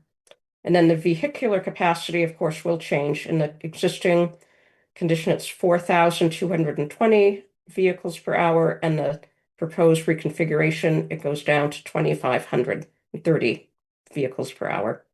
So just looking at, there is an overall reduction in this case of person throughput capacity, but this just gives us an idea of what would be the right design. And, are we providing sufficient mobility and in a way that meets the vision for the city? So at the end, oh, sorry, go ahead. Oh, yeah, thanks, Lucy. That's really clear. I have a couple of questions about how you calculate the increased bike throughput, like cyclist throughput capacity just with widening the lane. And then also in terms of the transit capacity, like why is it that the methodology is only based on existing, how full the buses are in the current condition, if the expectation or like the theory is that people will include mode shift in the new condition? Mm-hmm. Well, those are good questions. And the bicycle capacity is based on research, and we're drawing this right from national transportation research data sources. But the idea is if you had a lot of riders and people would be side by side, they could pass, a slow rider, they'd be you can just get a lot more people through on the wider bike lanes. And again, that's based on research. Trans, I think you have a very fair point that in this case, and again, this is our hypothetical example, we didn't project any big changes to transit service that might lead to more ridership based on the city's plan. This is not proposed as a major transit corridor. I think in some of the corridors where there's a BRT service projected, we would be working with the ride to look at what would the capacity likely be. Would there be more frequency? Would they be fuller buses? So we would definitely be looking at transit on the corridors, the appropriate corridors. That makes sense. And I think the distinction between whether or not there's a planned BRT route like on the corridor seems certainly relevant. I think when we're calling it capacity, to me, that means like what's possible. Because I mean, there aren't necessary, I don't know if we're saying that there are 740 cyclists now, and then like the 1970 is what's possible. So with transit, I would think at least we would say, what if the buses were full? Yeah, and actually, no, I think this is actually with the buses full. Okay. And so it's like, I think 60 people per bus, and then, there's so many buses per hour. So. Okay. And so it's like for the roadway, we're not designing a transit service, but I think if we know that there's a BRT with bigger vehicles, we could definitely. You would include that. Yeah. And so. Yeah, but you're right. It's more what's possible. It's not, it's, one piece of the story. So. Matt? Hi, Lucy. My name is Matt Carpenter. I'm the CEO over at the Transit Authority, the RIDE. Perhaps you've been speaking with my colleagues, but you and I haven't met yet. 60 people on a bus is incredibly crowded, by the way. I had a methodological question, and I'm not sure this is the right time, but everyone's jumping in and transit's come up a couple times, so I had to jump in. My question is, how is the study and how is the study going to take into account the cumulative effect of slowing traffic on bus operations? And what I mean is, I appreciate the mitigation point about bus lanes in certain places, but most of our buses operate in mixed traffic. And as the traffic slows down, the buses will slow down. The slower traffic, slower buses, the less attractive service, that starts to run counter to some policy objectives, like we've heard earlier. It has a disproportionate impact on certain equity populations. And frankly, it has an impact on our budget. Your numbers here in this table are interesting. 240 seems like not the seating capacity of the bus. Perhaps it's today, but if the traffic is moving slower, either we're putting fewer buses through and the transit ridership capacity is therefore dropped, or I have to buy another bus and put it in there to keep the capacity at the same level, which means same number of people, but at a higher cost. And we've kind of been stick handling this with the city in individual corridors for several years now, but it's starting to become a cumulatively noticeable issue. So my question is, methodologically with the study, are buses just going to be treated like any other vehicle, and if they get slowed down, too bad, it's collateral damage? Or are buses somehow acknowledged, or bus routes somehow being factored into the work to understand that they're not a regular vehicle, there's something different going on here? That's a great question, and I'd say that the transit system is going to be really front and center of thinking about what are the right future cross sections. So, and I think on some of the corridors where there's BRT planned, we would be looking at exclusive bus lanes as being something that we'd want to consider. I think that it would be, and we haven't again reviewed, we haven't had a chance to meet and download detail, but I think we'd want to know where are transit delays most prevalent and have that factored into this as well. And then are there solutions that could be a mitigation to that, slowing down transit routes by things like queue jump lanes or, that allow to get the safety benefit in addition to not penalizing transit, because your points are absolutely spot on about the kinds of things that have to be considered.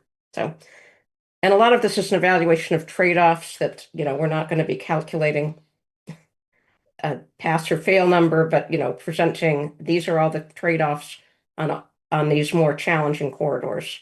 So going into this detailed level will be something that will be not done across all 10 corridors, but the places where we see the most, potential impacts, whether it's traffic or transit. So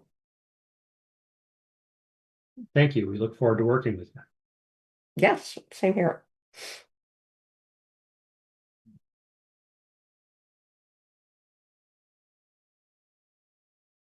All right. Well, I think that's a good segue into, again, this mitigation process will be, at the end of the day, we will be looking at, what is the realistic potential? And again, not all of the corridors might end up having a road reconfiguration, or, there might be an optimal configuration that maybe maintains multiple travel lanes in each direction, but we would be looking at, what's the potential of traffic reduction, diverted to other routes, diverted to other modes, and can we live with fewer traffic lanes given all the other benefits that we're seeing? So, and what's realistic for each corridor? So, and it's there'll be a recommendation of a design for each route based on, partly quantitative and partly qualitative deep dive on each of these corridors. So following that, we would then enter into a concept design phase for all the corridors. And again, we're not going to be completely designing in great detail, but I want to go through the process that we will be following. The first one is, again, collecting more traffic data, but in this time, turning movement counts. These are done with the cameras at the intersection where we get bicycles, walking, different vehicle types, buses, trucks, etc. And we'll have a much more detailed understanding of the operations of the key intersections, because these are the points where you really have the traffic congestion and the, potential gridlock, potential transit delays, and understand more detail what's happening at each intersection. We'll do a synchro analysis. This is a traffic model that tells us, understand different types of lane configurations and signal timing, that how what the capacity will be and how the intersection will function. We'll look at things like traffic calming treatments. Are there ways to reduce the speeds and gain the safety benefits aside from or in addition to road reconfiguration? And then we'll develop conceptual designs for all the reconfigured corridors. So what a concept design, I just have some examples shown on this page.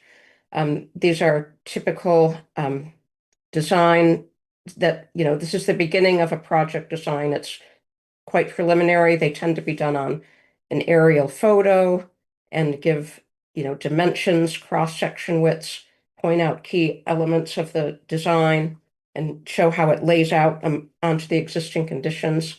I expect our designs will mostly be fitting within the same curb-to-curb width, just because of the cost of reconfiguring curbs will make things much more difficult to implement quickly, and a lot of call outs and notes and things that still need to be resolved, but basically convey the concept so that then it could go further through the design process.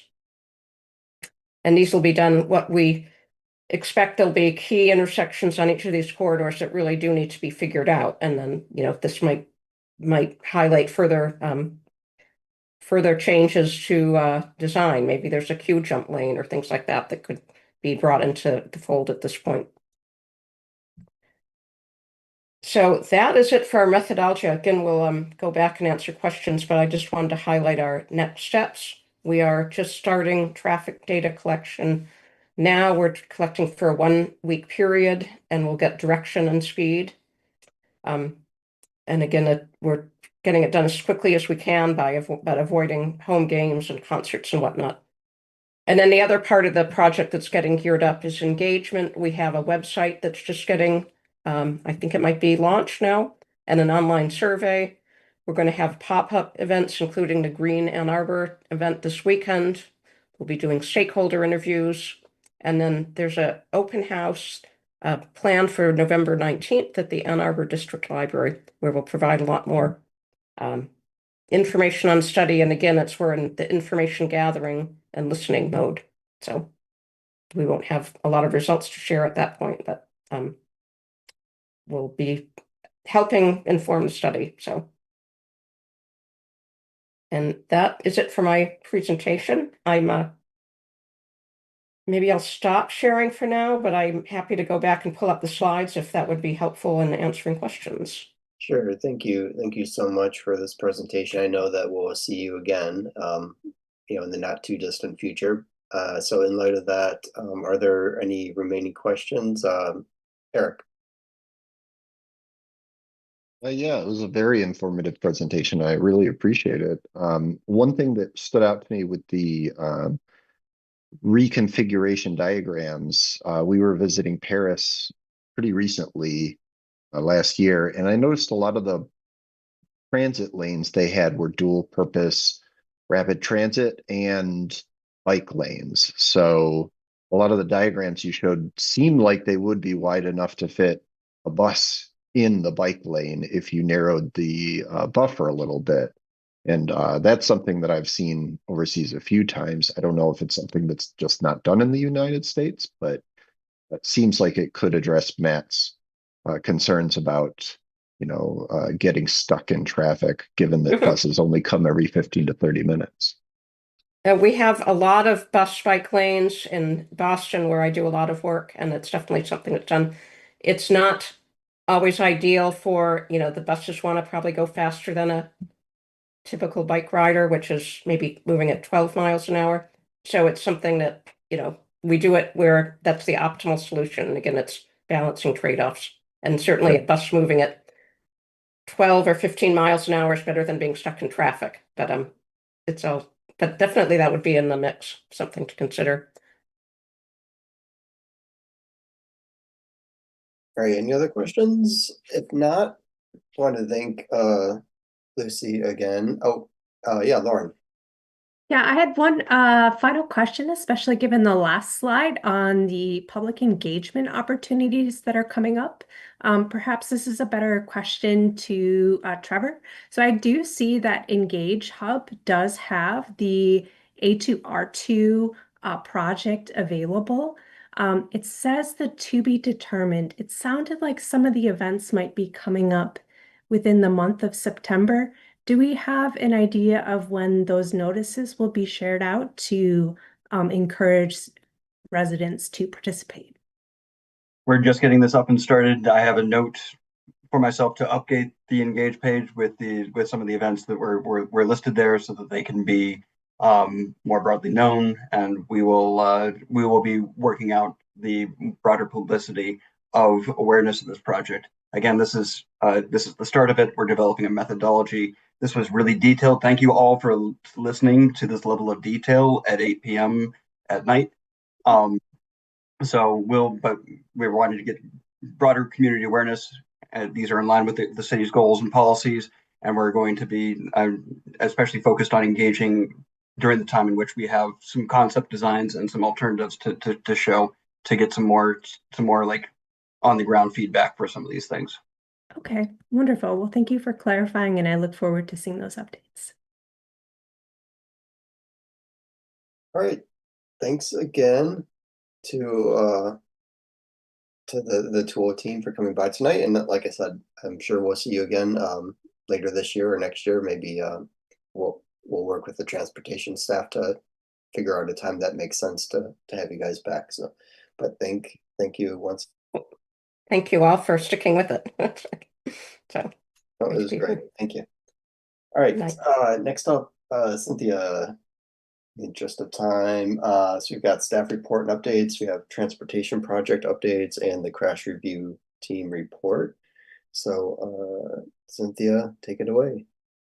Yes, and as you mentioned, in the interest of time, I will endeavor to be quite succinct. Okay, so I'm sharing our updated transportation project updates document. You will have two of these documents in your packet. One is for August, as we did not meet in August, and one is for September. There are a few features that I want to point out to you, and then I will let you peruse these on your own. We have, we've updated so that we have a different layout, but we wanted to be able to provide you more information. The key information that we really want to be providing here for you is, letting you know what work area the project in, what area of the city is taking lead on that project. So for instance, Safe Streets for All, transportation is the lead. We've given you a link to the Engage page, a brief description and some project updates. And most importantly, we wanted to make it more accessible to tie all of our projects back to our plan's key strategies. So listed across the top here, you will see the key strategies that engineering and transportation are primarily responsible for. And you can see how the different projects line up with all of those key strategies. I don't know if anybody has any questions on this new layout. If you do, I would like to address those. My initial reaction is I really, really like the layout and I appreciate it. Thank you. I'm glad to hear that. And I would also like to point out that our goal is that as the project moves through its life cycle, to be able to update the photos. So, like, for instance, right here, we have North Main and we have this is what North Main looks like right now. As we move from study into a design, we would want to update a picture that showed the proposed design. And as it goes into construction, be able to update that with construction picture. And then when the project is complete, have an exemplar of the completed project. So that is all some good information for you there.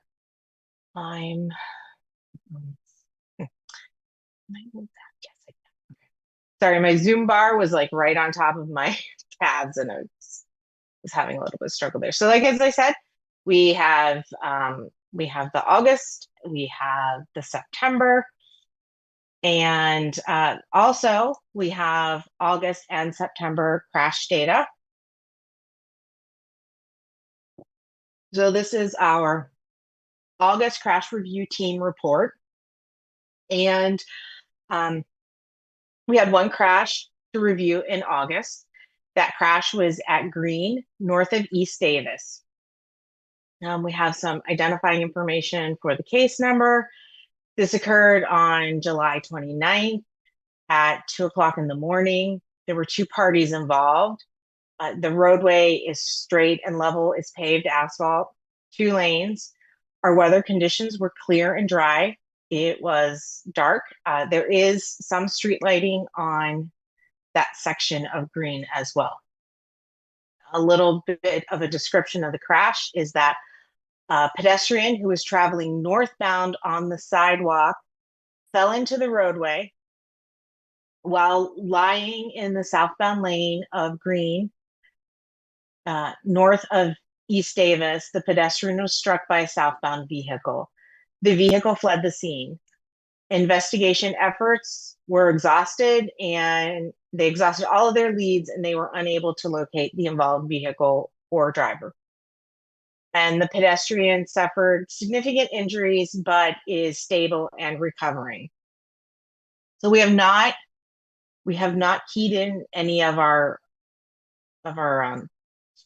key dangerous behaviors that we normally track, as we don't have enough information on the crash. The behavior that we did want to note is that it was a hit and run crash. So we do not have any enforcement or engineering strategies listed here. We did check the 10-year crash history as the pedestrian fell into the street. There were no signs that speed was an issue, and we didn't have a lot of data because we don't have a witness, and we're not able to track the driver down.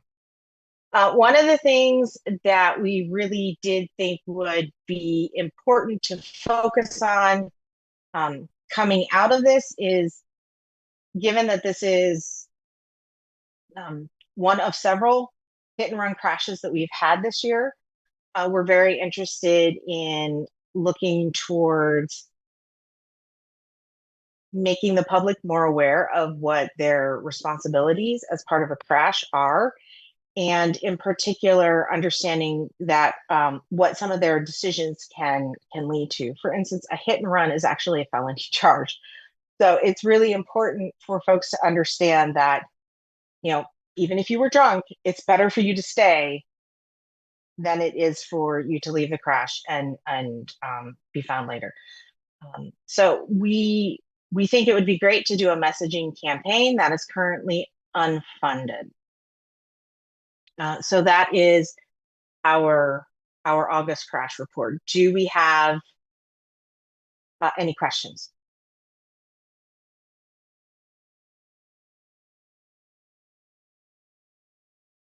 All right, I don't have everyone up. I don't see any hands raised. Okay, great, thank you. And then moving on to our September crash review team report. We also have only one crash for September. This is Ann Arbor Saline, Midlock Crossing, north of Oak Brook. And the UD10 was not available at the time of the crash review. And it was on August 19th. It was at 12:29 p.m. We have two parties involved. Roadway conditions. It's 5-lane cross section right there. The crash did occur at the mid-block crossing. So that is the 2 northbound lanes, 2 southbound lanes, the center left turn lane. There is a pedestrian island at this location, and we do have a rectangular rapid flashing beacon, as well as advanced stop bars. Conditions were cloudy and dry. It was daylight. And this is a dual threat crash location. So the vehicles were in the southbound in the left lane. So towards the center of the road, approaching mid-block crossing. There was traffic slightly ahead and to their right. The pedestrian was crossing eastbound in the marked crosswalk on an electric scooter. The witness was in a vehicle that was ahead and to the right of the striking vehicle, and they advised that the pedestrian pulled up to the intersection, hit the button to activate the RRFB, and immediately proceeded to cross. The witness was just able to stop, but the striking vehicle did not. So dangerous behaviors that we identified are failure to yield and disregard traffic control. We did note that there was failure to yield on multiple parties. So enforcement concerns that were identified is the pedestrian vehicle interaction dangers. As a midterm strategy, they are looking for the possibility of doing targeted crosswalk enforcement, another campaign targeted towards crosswalk enforcement. That's currently unfunded, so that is something that AAPD is looking towards finding a solution for. And engineering and planning concerns identified are the dual lane threat at the mid-block crossing, the driver speed, and pedestrian ability to judge vehicle speed and whether or not a vehicle could stop. So near-term strategies, we have some pavement marking updates that we'd like to pursue. We're looking at possibly widening the lane lines, investigating an application of perceptual markings to slow drivers and alert pedestrians to what that area that they need to allow that a vehicle may not be able to stop in. And we have not determined what that would actually look like yet. So an application that you may be already familiar with are sort of the little tick marks that are on the sides of the road. We use them on Earhart to help drivers slow down as they're approaching those roundabouts. So something along those lines, but we have not completed a design for that yet. Another near-term strategy is, of course, the council-directed project, A2R2, which you heard about this evening, and that's near-term and ongoing. Midterm strategies for this location, we do have 2 projects that are in the CIP. The first project is our resurfacing project for the corridor. And as part of that resurfacing project, we're looking at installing overhead RFBs, speed management, and there are a lot of other items that are also included in that project. You can find detailed information about that scope in the CIP. Also in the CIP, not as critical to this actual crash outcome, is a corridor street lighting project, but that project's currently unfunded, and it is a few years out in the CIP. Education response, we are, crosswalks and looking at near-term strategies. AAPD and city communications have been working on a list of social media messages that they want to bring out over the next couple of months. And some of those topics would touch on factors that were involved in this crash. A midterm strategy would be to have pedestrian and driver education campaign that is partnered with that crosswalk enforcement. It's currently unfunded, but that's something that we would like to look towards moving forward, if we can find funding for it. Our 90-day update for this particular crash will occur in December, and then we will have a 1-year update next September, and to give you any updates on any of these strategies. Does anyone have any questions about this crash? Pete? First, an observation. Thank you very much for the thorough look at this crash. This is really excellent work. And one of the things I want to point out is how there are projects we're already working on, like A2R2, and seeing a crash like this kind of affirms our decision to work on them, right? Like, we're obviously on the right track if we can prevent crashes like this through actions like A2R2.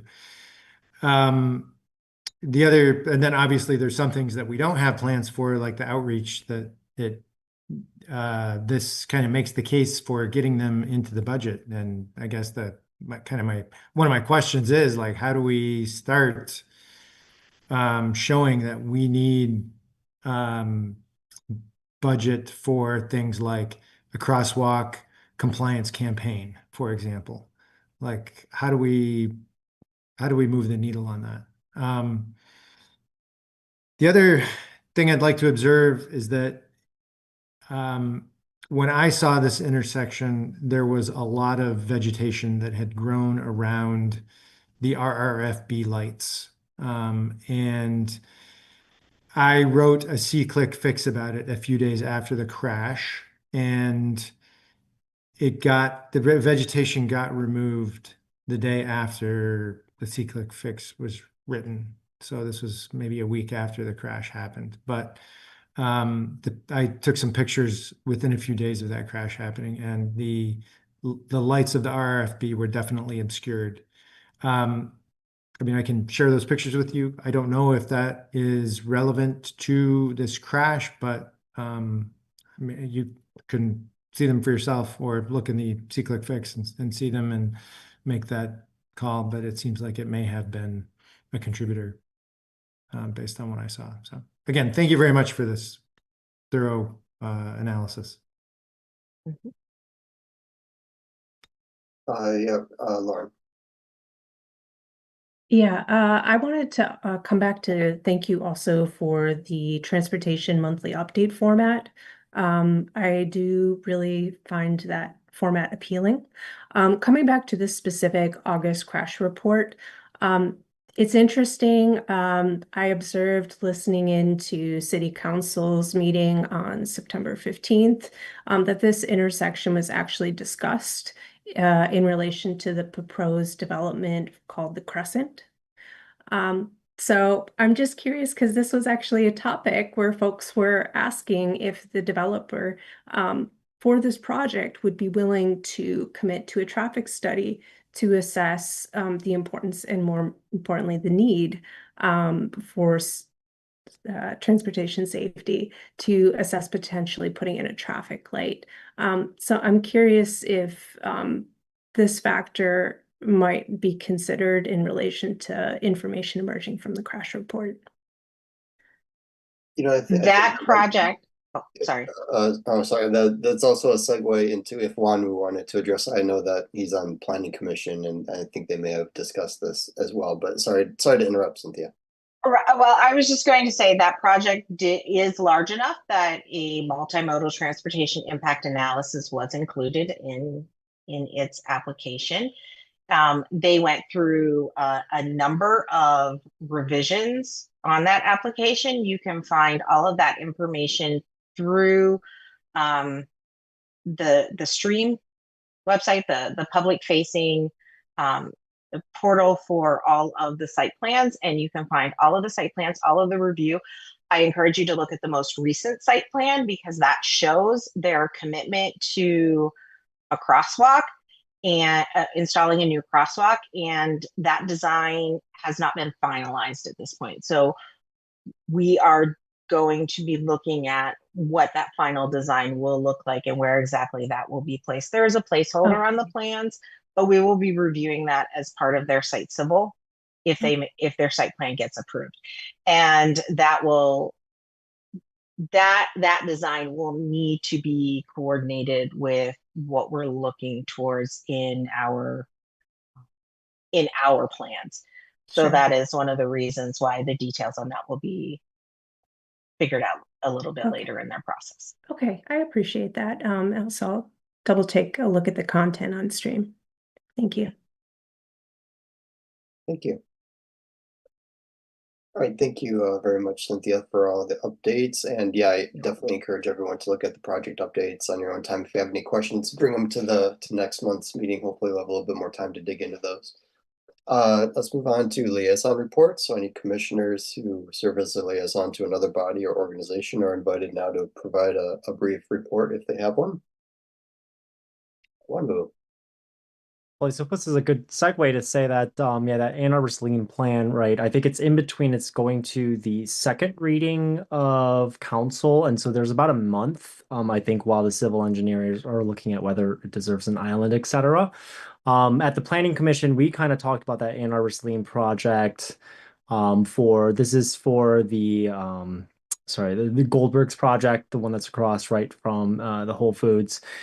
We often talk, we at Planning Commission, we talked about the grade issue. It kind of slopes downward. And so I think they are taking a careful look at that. But just from a timeline standpoint, just to say that I think for Councilmember Ackman, I think it comes back to you in like 3 weeks, 3.5 weeks or something like that. So that's about the time that I think you have. And from our standpoint, I think it's like 300 units or something along those lines, but we thought that it was a worthwhile consideration to say that we're going to be able to introduce 300 families to the area, right? And that it is a good land use policy for that rezoning. So from that standpoint, and by the way, just for I said this at planning as well. I live there, so that is actually my backyard. I walk my dog there every day, and while my neighbors are like, don't. I'm like, that doesn't matter.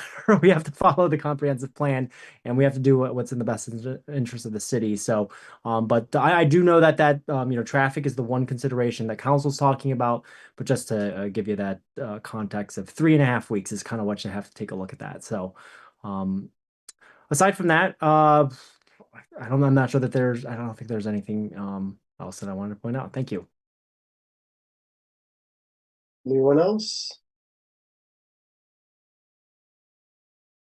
All right, commission member communication. So this time, any commissioners are invited to provide any reports or updates. And before that, I normally do this after roll call, but a little bit too late. But to introduce our newest member to the commission, Lauren Dunlap, last month would have been her first month after being unnominated and approved by City Council, but we skipped that meeting. So welcome Lauren. We're very happy to have you. I'm very happy to see that you've already had some good questions and everything tonight. So again, welcome. We're happy to have you. Any other commission member communications? Wanwu? Hey, Brett, sorry, I just totally forgot to mention. One of the things that I want to give everybody a heads up on, this is at Georgetown, kind of near, think like Stone School Packard. One of the things that we are, I think, have approved for site plan is the infill at George. And so where there's a large parking lot in the center, there's going to be 46 units added to the center of it.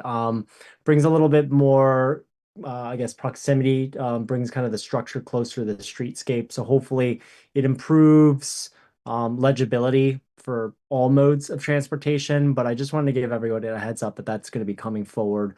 And it's going to bring some level of retail, I think 600 square feet of retail.